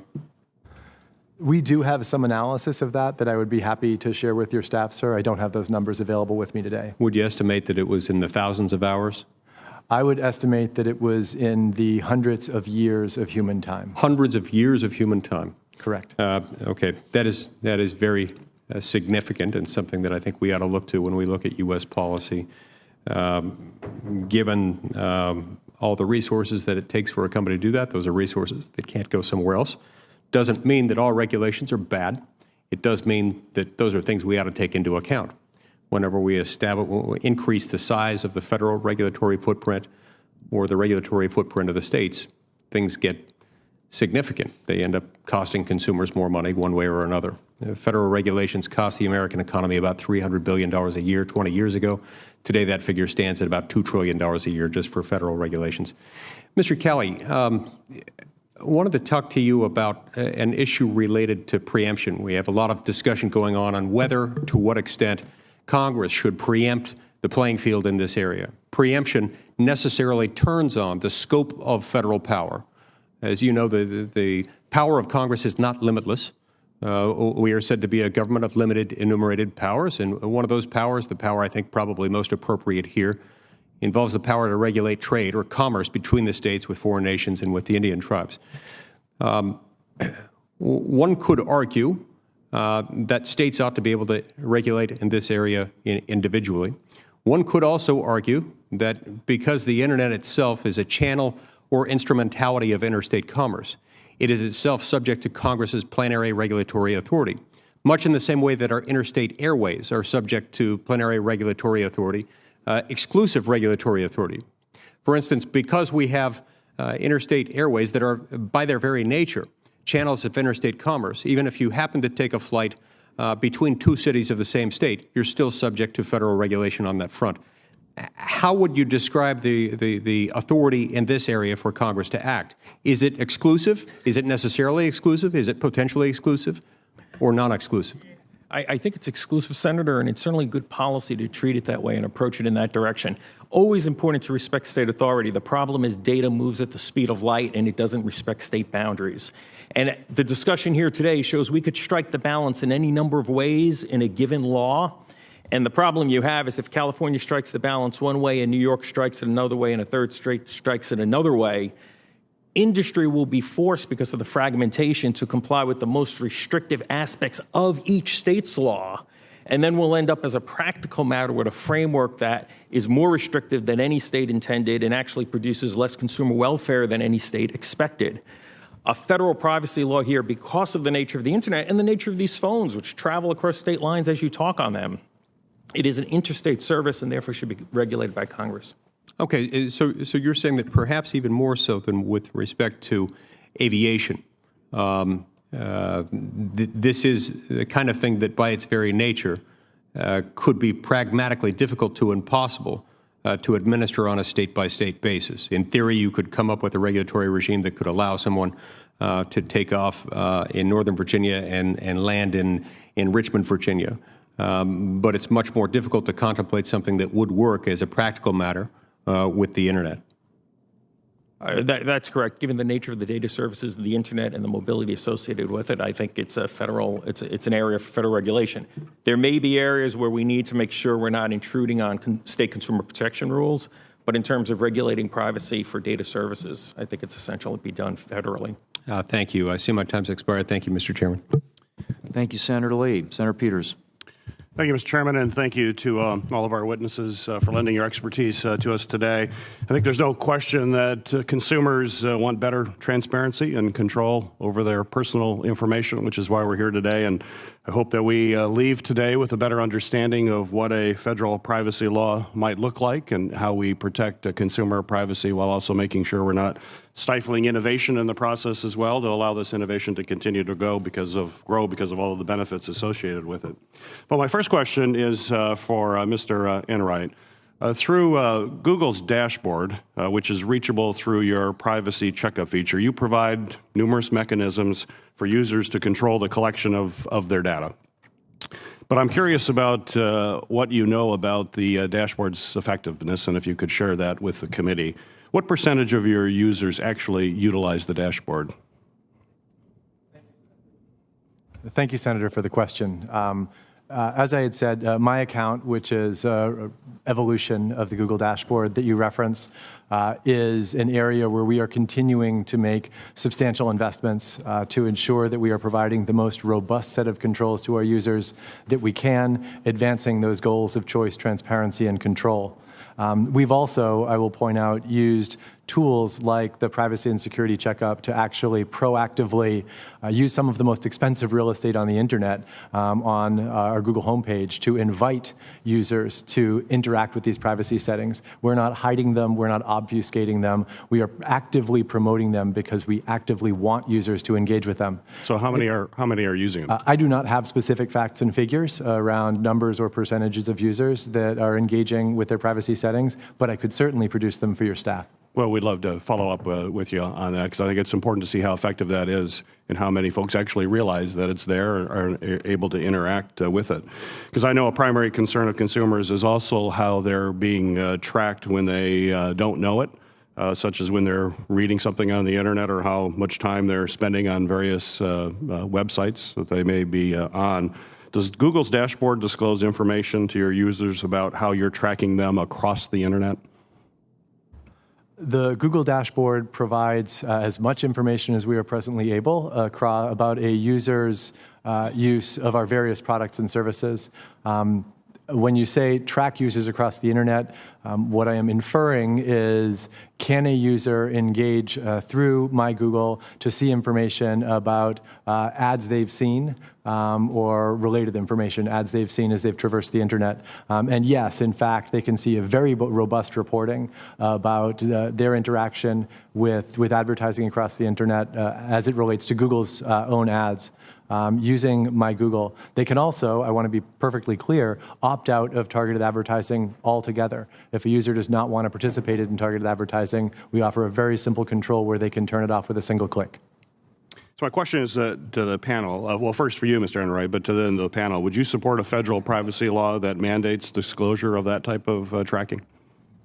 Yes, Senator, we would be very supportive of legislative measures that continue to promote increased obligations for transparency and, in an associated way, data portability, which we think is equally important. Any other panelists like to comment if they'd support it? I assume everybody would support it if you're quiet. We would echo those sentiments. Everybody else would support that? Thank you. This would also be to the panel, and anyone can start with the answer. What do you believe should be the contours of personally identifiable information? How should it be defined in federal legislation? And how can we ensure that it will be adaptable to future advances in technology that could create new data points that would result in exposure to individuals and, think facial recognition and other types of advancements that would say, if anybody in the panel would like to comment about how we should deal with that, I'd appreciate it.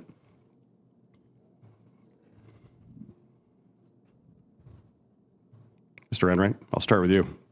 Certainly. Thank you, Senator. As to your first question, an appropriate definition for personally identifiable information. As I had said in my earlier testimony, we at Google believe that there is a logical definition for personally identifiable information, which is data that directly identifies an individual user. Examples of this would be your name or your email address. I will point, as a point of reference, to the GDPR's definition of personal information, which also extends to information collected from a user. And we would say that in certain circumstances, that definition is overly broad. So for purposes of the legislative work of this committee, I would encourage that at least we use as a starting point the logical definition that one, I think a reasonable consumer would infer from the phrase personally identifiable information, which would be data elements that specifically identify an individual user. Thank you, Mr. Chairman. I know I'm out of time, but I'd hope to get answers from other panelists at a future time if possible. Thank you. Thank you, Senator Peters. Senator Hassan.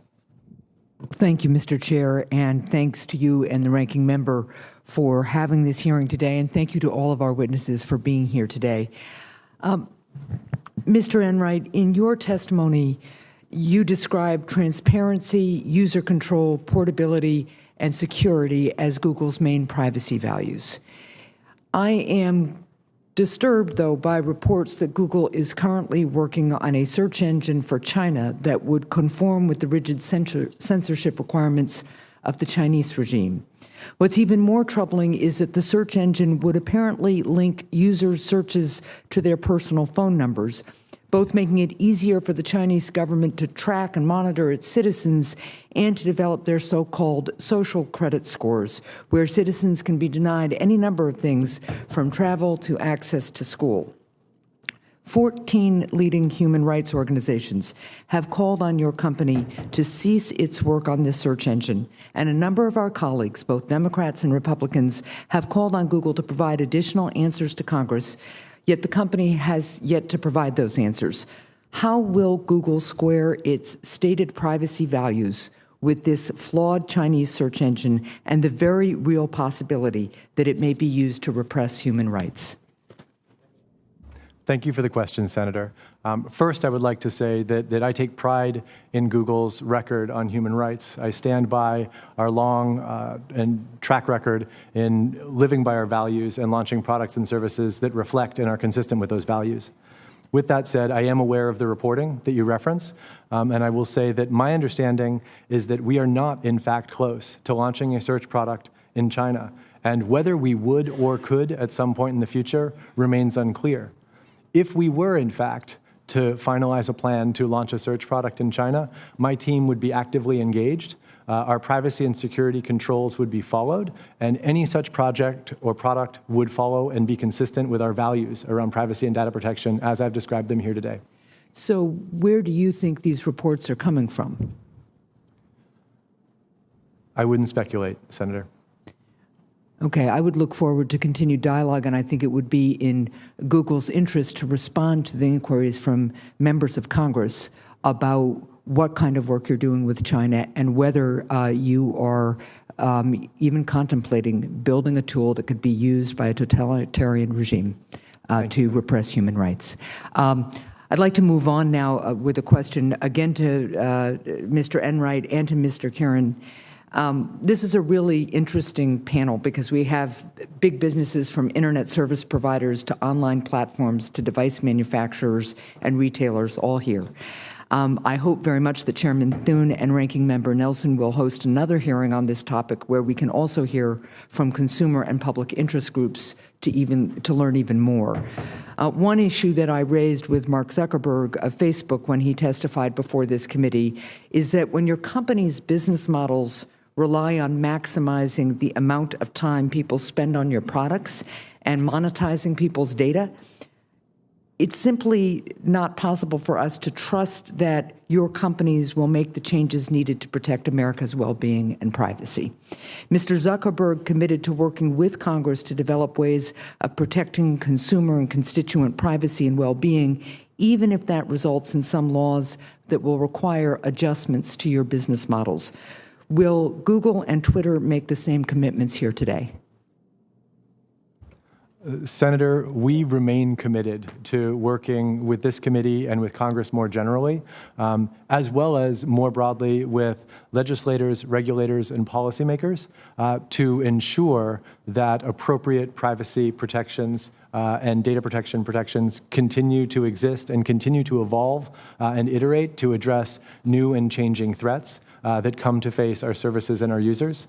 We believe that trust is absolutely paramount to the long-term success of our business, and it's the right thing to do.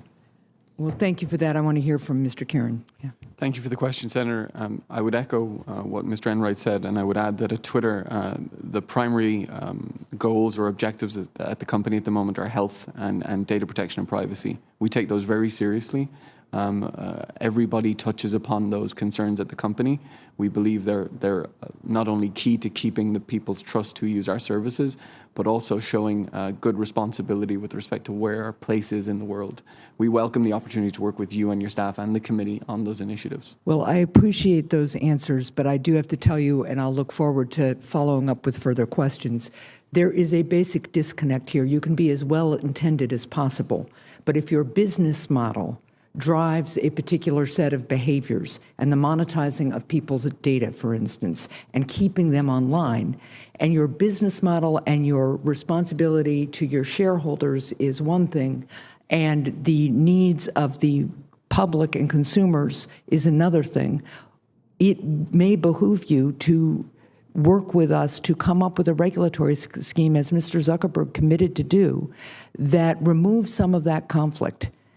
Because at the end of the day, if your business model is driving you in one direction, all your good intentions may not help consumers who really are demanding it. Thank you for letting me go over, Mr. Chair. Thank you, Senator Hassan. Senator Wicker. Thank you very much. This late in the hearing, let's see if we could sort of summarize and make sure where we are with regard to the positions of all the companies you represent. There is a fundamental principle that any federal privacy legislation should include preemption of state data privacy laws. Do each and every one of your companies agree that our federal legislation should include preemption? Mr. Cali, and we'll go down the list. Yes, I do. Mr. DeVore? Another qualified yes, Senator. The details matter a lot. I do think it's essential to avoid the risks that we've identified, which is a patchwork of state laws that have the risk of imposing regulations that don't actually serve the core interest that I think we're all focused on today, which is ensuring that customers trust the ways in which their data is being used. Qualified yes. Mr. Enright? Yes, Senator, we support a uniform rule of law across the country. Mr. Kiernan? Yes, Senator, but I'd add, for Twitter, it's not the primary reason that we're here. We do believe this law needs to balance the protection of individuals' rights with the freedom to innovate, so preemption is a part of that, but it's not the goal. Sure. Yeah, I'm going to ask about other things, too. Mr. Tribble? As I said before, yes, assuming that it meets the bar of protecting consumers meaningfully. And Yes, Ms. Senator. Welch? Okay. And do we all agree that the FTC is a place for primary enforcement of this? Mr. Cali, and on down the line. Yes. Yes, Senator. Yes, Senator. Yes, Senator. Yes. Yes. Okay. So let's talk about this this issue where we might not be quite so uniform. And so let me direct this to Mr. DeVore, Mr. Enright, and Mr. Kiernan, whose companies are members of the Internet Association. The Internet Association, on the issue of technology and sector neutrality, has called for federal privacy legislation that is indeed technology neutral and sector neutral, and that the legislation should include protections that are consistent for individuals across products and services and apply to online and offline companies alike. So, Mr. DeVore, Mr. Enright, and Mr. Kiernan, we'll begin with Mr. DeVore. Your companies are members of the Internet Association. Does that mean that your company believes that edge providers and ISPs and all other online entities should be subject to the same privacy requirements? Thank you, Senator. Yes, and again, we believe the core principles here should apply to everyone, and that's simplicity, that customers understand how their data is being used, that it's used responsibly, consistent with their expectations, and that they have ultimate control. And Mr. Enright? Yes, Senator. I would refer back to the legislative framework that we recently published and the general principles of choice, transparency, and control, which all, I think, reflect an understanding that a uniform application of law, a harms-based approach across industries enforced by the FTC is the right way to go. Mr. Kiernan. We would echo both of those sentiments. Okay, so now let me turn to Mr. Cali and Ms. Welch. Do you think a national privacy law should take an online entity's business model into account, or should all online entities be subject to the same data protection requirements? In other words, do you differ at all with the previous three witnesses? Mr. Cali. Senator, the information that a consumer gives to a company is sensitive or it's not sensitive without regard to what the company's particular business model is. And the fact that we today see business models that we think are different, a business model that is a free model online because it's fully ad supported versus a model that's fully supported by the subscriber, that doesn't really describe reality. Increasingly, you're seeing hybrid models where you have a mix of subscriber payments, but they're discounted because there's also ad support. So the distinction between the models also fades. So just to repeat, from a consumer perspective, it's all the same information, and it's sensitive or not. And then from a model perspective, we have a mix of models in the market. Oh, okay, well, can I get a yes or no? Do you agree with the Internet Association's position with regard to this issue? I agree that it should be, yes, I do, consistent. Okay. And Ms. Welch, you have the last word. Yes. Okay. And my time just expired. Thank you very much. Thank you, Senator Wicker. Senator Blumenthal. Thanks, Mr. Chairman. I want to thank the chairman for having this hearing and also thank him for mentioning a potential second hearing involving the European Union GDPR officials, an advocate from California, and public interest groups. I think that public interest groups particularly play an extremely important part in this conversation. They were successful in California and in Europe, and I want to also express my appreciation for all of you for being forthcoming in meetings with me and my staff, as well as your being here today, not to mention your tremendous contribution to our economy, to quality of life, to so many aspects of American consumers. Let me just sort of establish some first principles.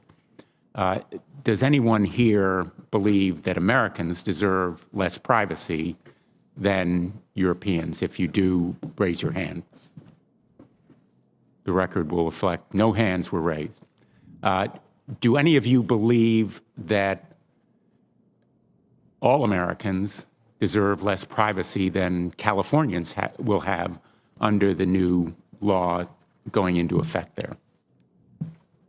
Again, no hands raised. So many of you have been critical of the GDPR, and some of you, let me be very blunt, fought the California law. That's a matter of public record. I am really seeking assurance that you will put your money where your mouth is. And I recognize that we are talking here about monetizing an asset, which is consumer information. Your companies have lots of it, and they are a principal means of profit making. And I guess my first question, or my next question for you is, do all of you agree that Congress cannot settle for voluntary practices or self-regulation? Do all of you agree that we need mandatory practices and rules of the road when it comes to privacy? Again, no apparent dissent from that point of view, because voluntary rules have just proved insufficient to protect privacy. And I guess my question is, why should we not simply then adopt here the same standards that are going to prevail in California, which are also consistent with the standards in Europe regarding minimization and consent and the general respect for consumers that those two sets of rules embody. I think that question lingers here.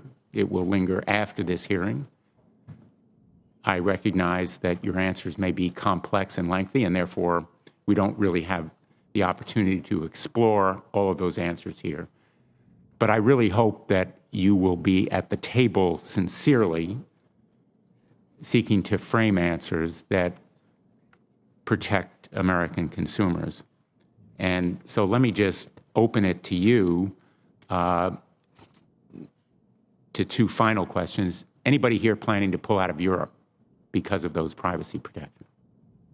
Any of your companies? No one. So you're living with them.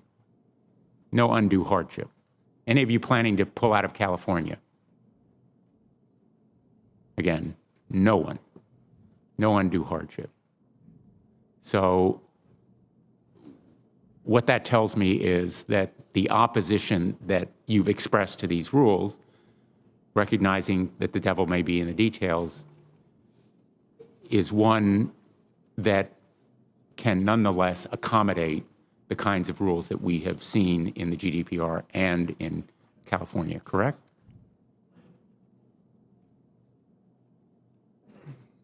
Thank you, Mr. Chairman. Thank you, Senator Blumenthal. Senator Markey. Thank you, Mr. Chairman. The reason we're here is that Europe has now passed a privacy law and that California has passed a privacy law. At the end of the day, the companies which are represented here today and all across the country are ultimately going to want California law preempted. And they're going to want other states' laws preempted. They're going to ask this panel to do that. So our goal has to be to ensure that any law which we pass out of this committee is a strong law. We don't need to pass weak laws in Washington that override strong laws in California or Massachusetts or other states. So that's why we're here, because finally Europe, finally states are beginning to move in the absence of a federal policy. But that federal policy is going to have to be strong. The bill which I've introduced for years, which is essentially the Consent Act, basically says, one, people should have a right to knowledge that information is being gathered about them. Two, notice that that information might be reused for purposes that they never intended it to be used. And three, that they have a right to say no, that they don't want it to be reused. So, Mr. Kieran, I can begin with you. Would Twitter support a federal privacy bill that requires companies to tell consumers in a clear and concise way what information is being collected about them and how that information is being used, shared, retained, or sold? Yes, Senator. Twitter already has those practices in place. We believe it's paramount to keeping the trust of the people that use our services, and we would support that type of legislation. Would each of the other companies which are here support a provision which provides that level of information transparency with your consumers? Mr. Cali? Yes, no, we very much believe in transparency and giving customer choice. We do so today. Mr. DeVore? Yes, Senator. Mr. Enright? Yes, Senator. Thank you. Mr. Tribble? Yes. Ms. Welch? Yes. Okay, thank you. Of course, requiring transparency is a good first step, but we then have to move on to the question of the right of a consumer to say no, they don't want the information to be shared with anyone else other than the company with which they have been engaging in that relationship, that transaction. Mr. Enright, should a federal privacy policy establish consumers' right to control their personal information and give consumers the right to say no to their data being sold or shared with others. Yes, Senator. Yes. Mr. Cali, do you agree? Yes, I do, and I would like to just correct, I was informed, I may have misspoken earlier. Our policy very clearly says for the AT&T Communications Company, we do not sell personal information, and we reserve the right to share it, not sell it, with affirmative customer consent. So I want I just want to keep going down the line on this question that Mr. Enright just answered. You agree with Mr. Enright? Mr. Cali? Yes? Yes. Mr. DeVore? Yes, Senator. Mr. Kieran? Yes, Senator. Mr. Tribble? Yes. Ms. Welch? Yes, Senator. Ms. Welch, having control of information also means having access to it. Should Americans be able to access their personal data online? Would Charter support a federal policy bill that would enshrine that right into law? Yes, Senator. Mr. Cali? Qualified yes. Okay. Mr. DeVore? Yes, Senator. Mr. Enright? Yes, Senator. Thank you. Yes, Senator. Kieran? Yes, Senator. Mr. Tribble? Yes, Senator. Yeah, thank you. And Ms. Welch, thank you. Well, we have the beginnings of something here, although we'd have to come back to spend a little more time over here with Mr. Cali and AT&T, which we're time limited. Just want to ask one quick question of Mr. DeVore. Recently, Amazon's facial scanning technology recognition misidentified 28 members of Congress, including me and Congressman John Lewis. I wrote a letter to Amazon about those issues. I don't think it quite answered all of my questions, but I just quickly ask you, can Amazon's facial recognition technology determine whether it is taking pictures of children under 13, and how does Amazon ensure that recognition, your product, is compliant with the Children Online Privacy Protection Act? Thank you, Senator. To be really clear, that technology doesn't take any pictures at all. It's just a matching technology, and it depended entirely on the data set that a customer that's using the technology uses in connection with the service. So it doesn't take pictures. It has a number of uses. It just matches photos and videos and objects, entirely dependent on the data set provided. And the problem, of course, is that it matched me and Congressman Lewis, and wound up putting me on a suspicious, into a suspicious category. And so have you tested it for any biases related to race or gender to ensure that that is not going to be a part of the product at the end of the day? Senator, we have tested it.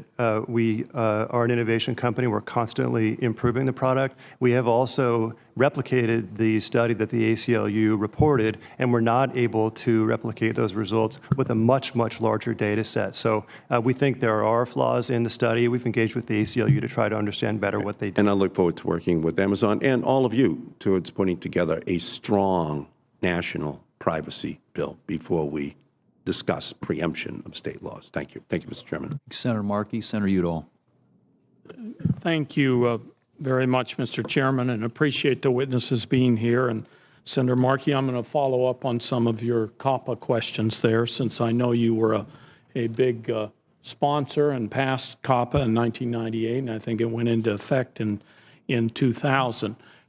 This summer, I sent letters to Google, its subsidiary YouTube, MoPub, a subsidiary of Twitter, and Tapjoy, raising concerns about their compliance with the Children's Online Privacy Protection Act, known as COPPA. Mr. Chairman, I'd ask unanimous consent to add these letters to the record. Without objection. Thank you. Mr. Chairman, this committee needs to devote considerable resources and focus on policy to protect children's online privacy. We need to hold a separate hearing on what a future framework that protects children should look like. I mentioned Senator Markey's efforts on COPPA. The internet and our children's online activity look very different than when COPPA was passed. We didn't have Facebook or Twitter or social media. Our internet activity was not surreptitiously tracked. We couldn't imagine We would have speakers connected to the internet in our homes or in our kids' bedrooms. Our laws protecting children's privacy need to keep pace with the technology. Each one of your companies has said publicly or privately that we must push through federal legislation based on a framework that preempts states from passing their own protections. And I'm here to say we cannot push through a weak federal law that preempts states and leaves consumers, especially children, without the necessary safeguards and protections. We must have strong, enforceable laws, and we must continue our partnership with states' attorneys general, who I know from having served as New Mexico's attorney general, have their ear to the ground and receive a tremendous amount of input from consumers. Now, there are a number of public reports that strongly indicate that there are thousands of apps aimed at children that violate COPPA by tracking their online behavior. Do we all agree there is a potentially serious problem, that this is a potentially serious problem deserving of our collective attention?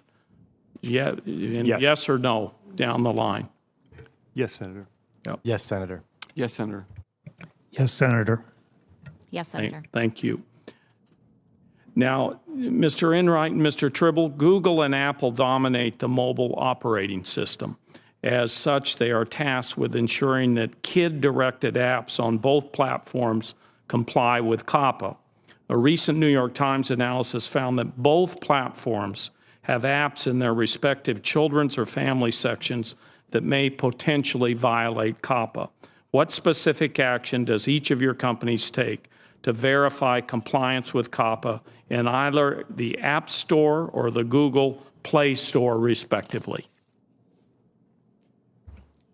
Mr. Enright, Mr. Tribble, please. Thank you, Senator. And I'd like to thank you for your leadership in drawing attention to this important issue. Protecting children online is a top priority for Google. In connection with the App Store, we actually created the Design for Families program to help identify applications that are kid-directed. We require that third-party developers that submit applications to the App Store identify whether, in fact, their applications are intended for children. And if so, they represent that they comply with the Children's Online Privacy Protection Act and other applicable legal requirements. If we become aware that they've violated those requirements, then they are removed from the Play Store. Yeah, and do you agree that the studies and the reporting out there show that there are major violations of COPPA? We rely upon the developers themselves to identify whether or not the content is child-directed. We think that the developers are in the best position to do so, rather than us as the platform operator. But we remain committed to doing all that we can to protect children when they're using our services. Thank you for that answer. Mr. Tribble? Yes, we are committed to protecting children when they use our service. And with respect to our App Store, we have very strict guidelines ourselves, consistent with COPPA. And we review every single app before it goes into the store. We review the apps before they get updated. And if we get credible information when an app is out there in the store that it has a problem, we will take action and remove it from the store. Yeah. I just, in summary, and I thank you, Mr. Chairman, for the courtesies, just a second here. I think this is a very serious problem, and I think that any of you that would like, I'm out of time, but to answer the question or the issues that I've raised on the record, I'd appreciate that. But I hope, Chairman Thune, that we can look into this, because the record seems to be that there's a lot of violation of COPPA across the board, not necessarily just from these companies, but other subsidiaries and others that are operating out in this space. Thank you. Thank you, Senator Udall, for raising that and keeping it in front of the committee's attention. Senator Gardner. Thank you, Chairman Thune, and thanks to the witnesses for your time and testimony today. Mr. Tribble, on one hand, I was pleased to see a recent news article that highlighted Apple's decision to use the Taiwan's flag, and the name Taiwan in your latest product release last week. On the other hand, however, Apple has previously furthered China's anti-Taiwan propaganda, including through its software. For example, news reports revealed that Taiwan's flag emoji was not accessible for iOS users located in mainland China. This follows other instances of complying with Chinese demands, including removal of VPN apps on the App Store, forced data localization, and the potential for Chinese government access to sensitive personal information about dissidents and ethnic minorities. Does Apple consider the safeguarding of human rights or protection against government oppression when developing your software? Thank you, Senator. We make our products for customers, not countries. And our values and beliefs, including privacy and security, don't change from country to country. And the privacy is one of our central values. And this is why we apply practices to protect our customers in China and throughout the world. We make sure... I'm going to have to cut you short because I'm going to try to get through a lot here. Are those principles in the process for their consideration formalized in public? Well, we have a major section of our website that goes through our privacy principles and examples of how we employ those principles. Mr. DeVore, Amazon maintains operations in mainland China, albeit in a limited manner in accordance with Chinese law. Do you believe Amazon is operating under the same circumstances today that the company expected to operate under when you entered China several years ago? No, Senator. Has Amazon relinquished full control of its cloud-based assets in China in order to comply with recent changes to Chinese law? And as a result, does a particular Chinese company now have access to all related data Amazon previously stored and maintained on those assets in China? Thank you, Senator. The answer to that question is also no. To both those questions? I'm sorry? To both questions. That's right. Relinquished full control, answer is no. That's right. And no company in China has access to all related data Amazon previously stored and maintained on those assets in China. Yeah, just to be very clear, so we're absolutely committed to security, particularly with regard to our cloud products. In order to operate in China, we are required by Chinese law to operate through a 100% owned Chinese subsidiary. So it does function. And that Chinese subsidiary does not have data Amazon previously stored and maintained on those assets in China? Just very simply, the way the AWS services work is that they're for the customer, the entirety of their product service. So the customer gets an instance, and they have control over that instance and the data. The Chinese company does? No, the customers do. Okay, and so the Chinese company does not have any access to that data? The way the system is built is designed to give customers absolute control over their data. That's structurally, that's the way it works everywhere. So the Chinese As I company mentioned, the doesn't have structure that of the business in China is different. So we can talk about that further, but you're saying that the answer is no.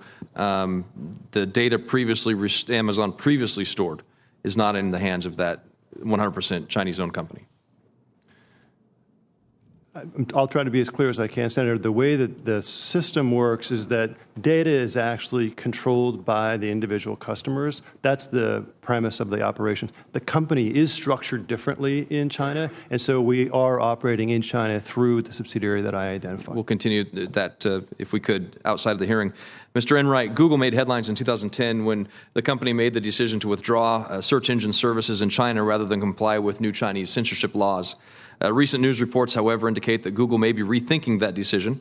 I understand you're unlikely to comment on those reports today, but you joined Google in 2011, shortly after that decision. In a 2015 speech at an International Association of Privacy Professionals event in Singapore, you said that the Asia-Pacific region was on the cusp of a tremendous opportunity to build a set of privacy laws and regulations that could foster, quote, economic, social, and public benefits that can be realized from data and data-driven technologies. Since you joined Google in 2011, and since that 2015 speech, do you believe that China's privacy laws and regulations have shifted in a direction that fosters such greater global engagement and economic opportunity? Thank you, Senator. I have not seen legislative or regulatory developments in China that I think would fundamentally shift my assessment. So the answer is no. The answer is no. Thank you. In that same speech, you said that your trips to places including Beijing and Shanghai, quote, established a commitment that me and my team would always remain closely engaged with our Asian colleagues to ensure that the evolution of Google's privacy program would remain sensitive to and informed by the perspectives from these important markets. Could you explain to the committee what you meant when you said that Google's privacy program would remain sensitive to perspectives from countries like China, who are major markets in the Asia-Pacific region? Yes, Senator. Consistent with my prior remarks and with my remarks at the event you referenced in Singapore, and consistent with our values as an organization where right from our founding mission to organize the world's mission and make it universally accessible and useful, we design and launch products with an eye towards making the benefits of technology available as broadly around the world as we can. Expansion in APAC generally, in the Singapore market and in other areas where I was speaking, remains important. That said, as I had said earlier, I'm not aware of any plans that we are near to launching or close to launching a search product in China, nor do I think that we could or would launch a product without having our privacy controls thoroughly engaged, our privacy program actively involved, and any product that we launch anywhere in the world is going to reflect our values and the commitments that we've made to our users. Mr. Enright, I'm very concerned about how people in China and other places where there are oppressive regimes will have access to technology that may change their lives, shift their lives when millions of people are imprisoned in political camps, internment camps, re-education centers because of their minority status or because of their religion.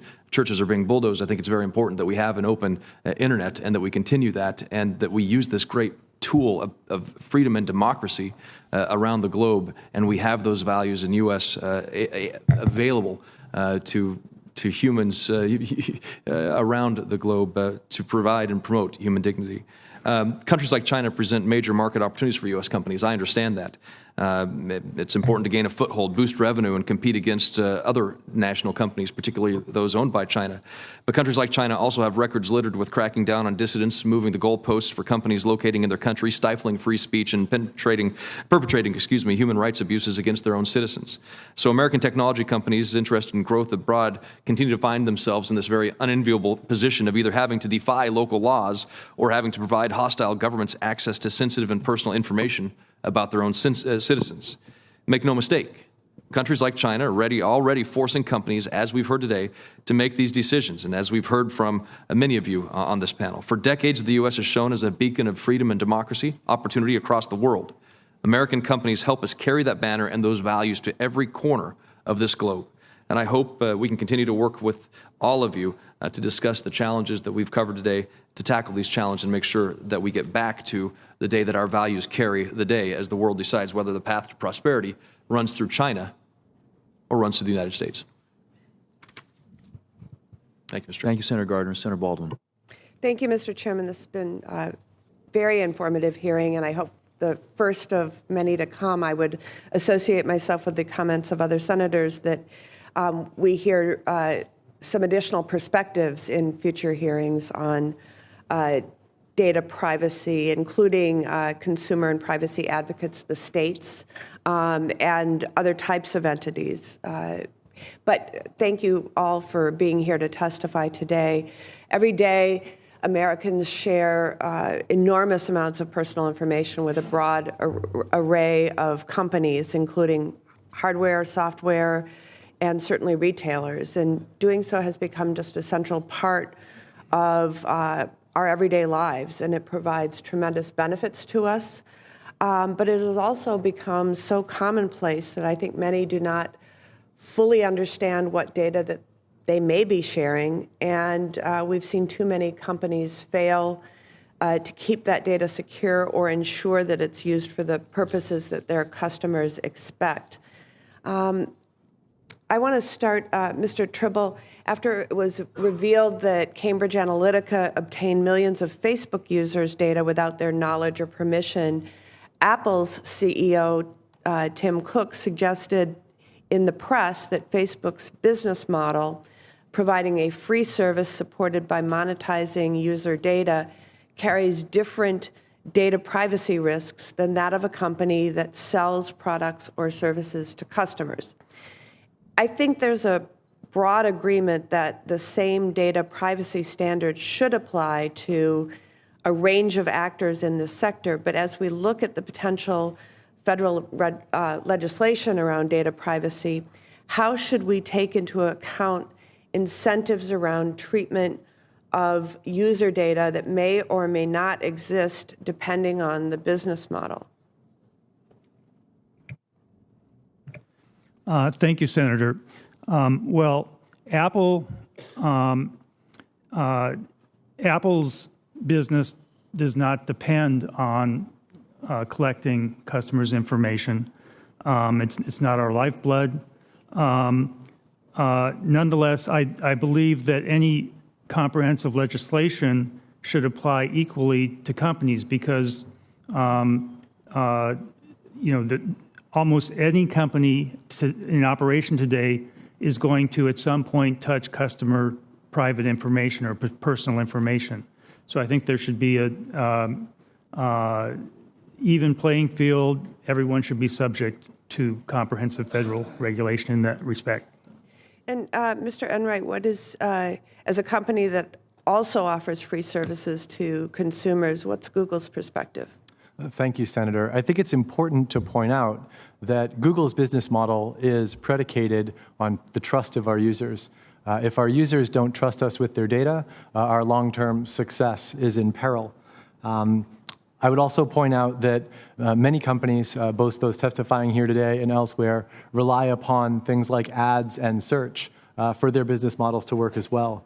And I think it's encouraging to hear from the testimony today that there seem to be shared values of choice, transparency, and control.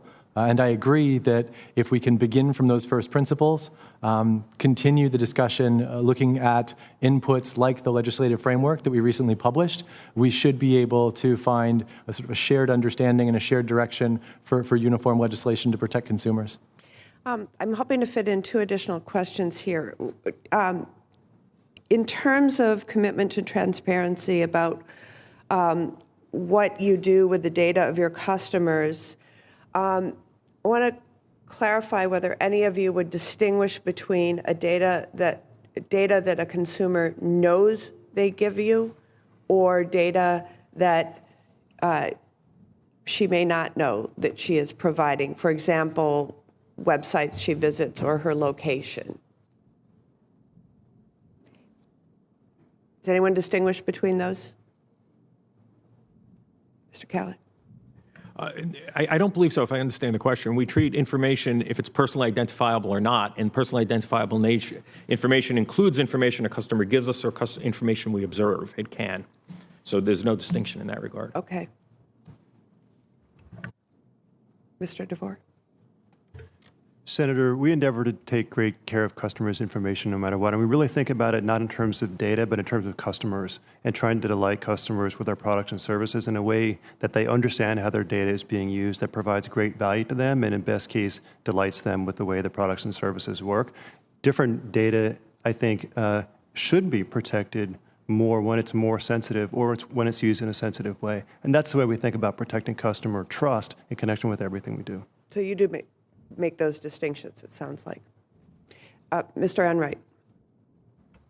Consistent with the general principles of choice, transparency, control that we've described, while I do recognize that the way that we treat consumer information should be proportional to the level of risk associated with that information. I think more generally, in response to your specific question, we should recognize that there is an obligation across industries to invest heavily in consumer education and consumer awareness so that users really do understand the kinds of information collection and use that is involved with the various services within which they're engaging, and similarly invest in improved controls and awareness of those controls so that we put users back in the driver's seat and they remain in control of how companies are using information from and about them. Mr. Kiernan. Senator, we don't differentiate between the data. We largely have sort of three blocks of data that we receive at Twitter. So there's sort of the public data that we would receive from you when you use our service. So whether it's a tweet or a retweet or a favorite or a like. There's the information that we need when we are operating the service. So that might be things like your IP address to serve it to you in the right language and other information that we might get about your device. And then there's the third bucket, which is sort of the consent-based, where it's information that if you want us to customize the service to your likings, we'll get your consent for it. but we're very transparent in those types, in those individual buckets. We provide users the ability to both see it through a dashboard, but also to download a copy of it. But we do treat it all in a similar fashion in terms of transparency and control. Mr. Tribble? We go through great efforts to explain to customers how we're collecting and using their data, but we don't differentiate data based on whether they understand that or whether they know that the data is being collected at the end of the day. Senator, we also focus on the personal information of the customer and make sure that we're protecting that. And we believe any future framework should likewise empower the consumer to really have an affirmative choice about how their data is used. Mr. Chairman, I know I've run out of time. I just want to put a question out there for the record, and I'll follow up with the witnesses later. But just sometimes it's hard for me to figure out if we are talking about data security or data privacy or both. And this hearing is focused on data privacy, but I'm wondering if our witnesses think we have an adequate way of drawing a line that distinguishes between the two.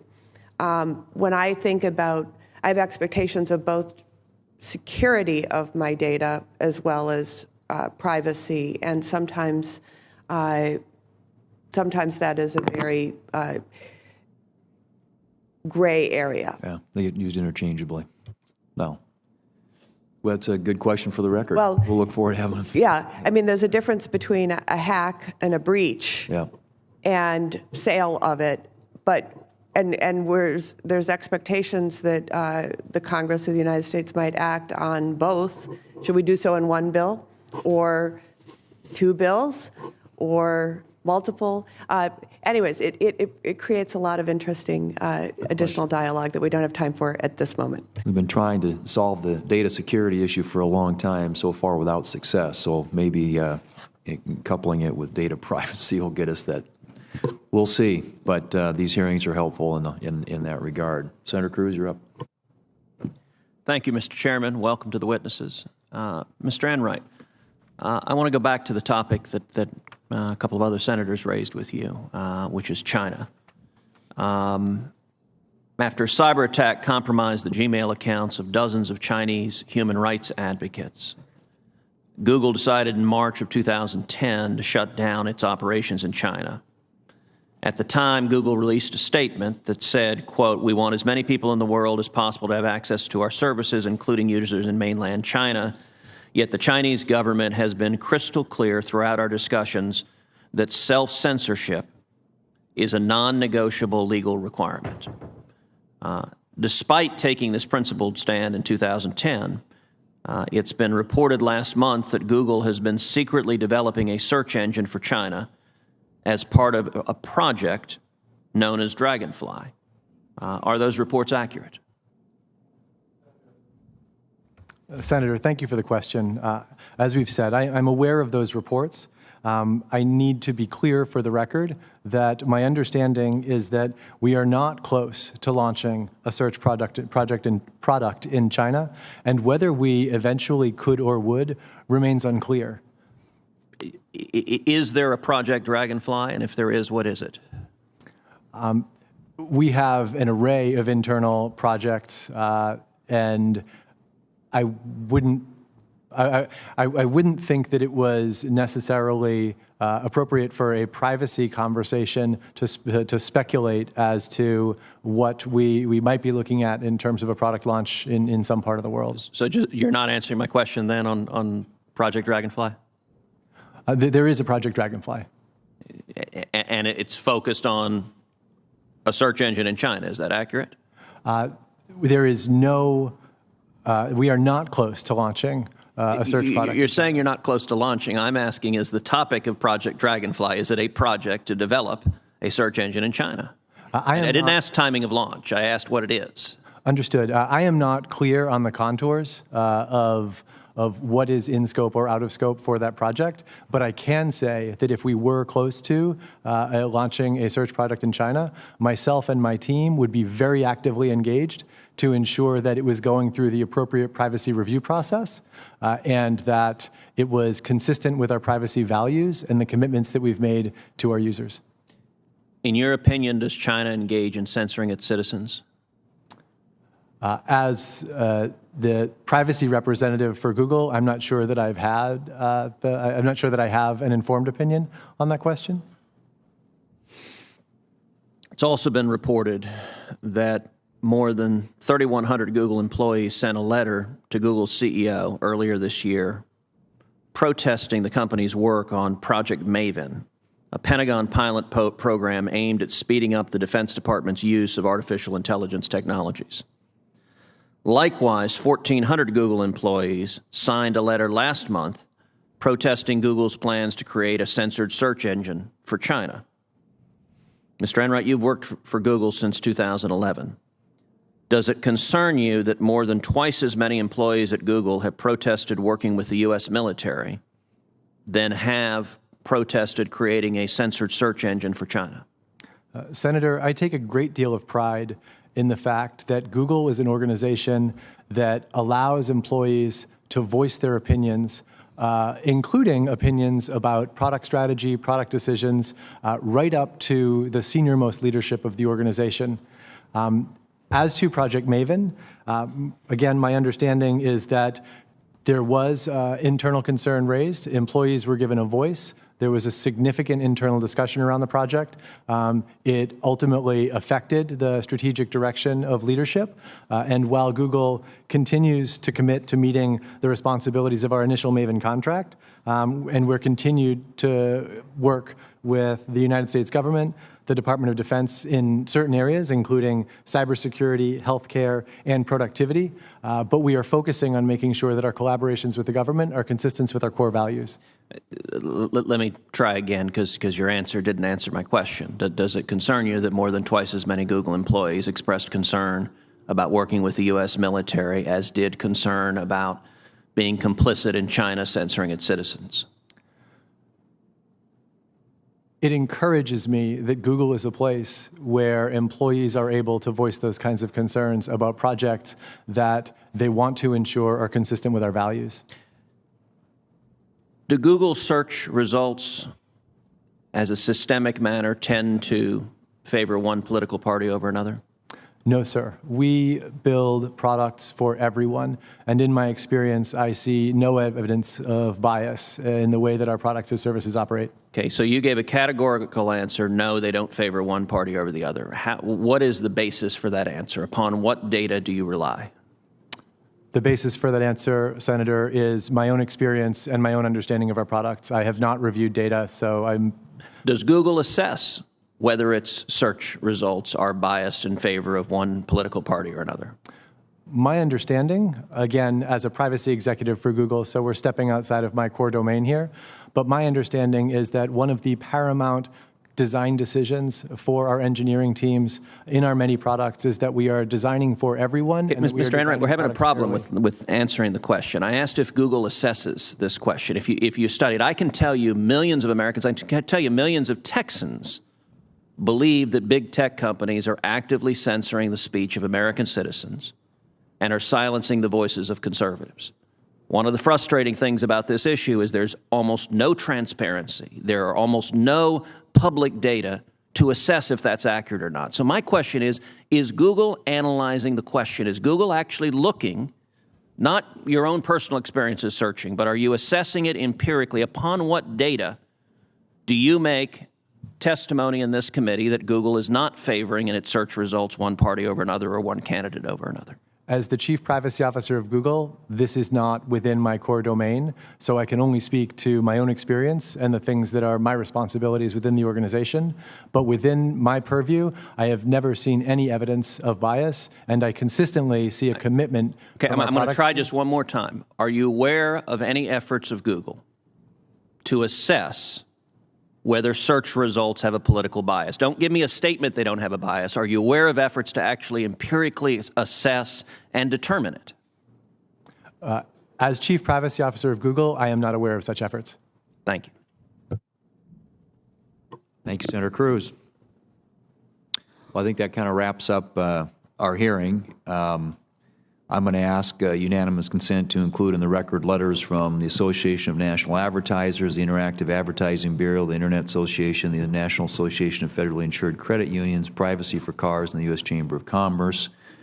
Without objection, we will keep the hearing record open for a couple of weeks and ask senators who have questions that they want to submit for the record to get those in, and then as you receive those, if you could, as quickly as possible, submit your written answers, but no later than October the 24th, Wednesday. We'll continue to pursue this issue, and as I mentioned, this will be the first of what I suspect will be other efforts to get input from those who are affected by the privacy issue and have an interest in seeing Congress move forward in a way that is consistent with what we think are many of the principles that you have outlined today, but certainly giving consumers the choices and opportunity to meaningfully consent, make sure there's transparency in the policies that you all employ, knowing full well that there are other models out there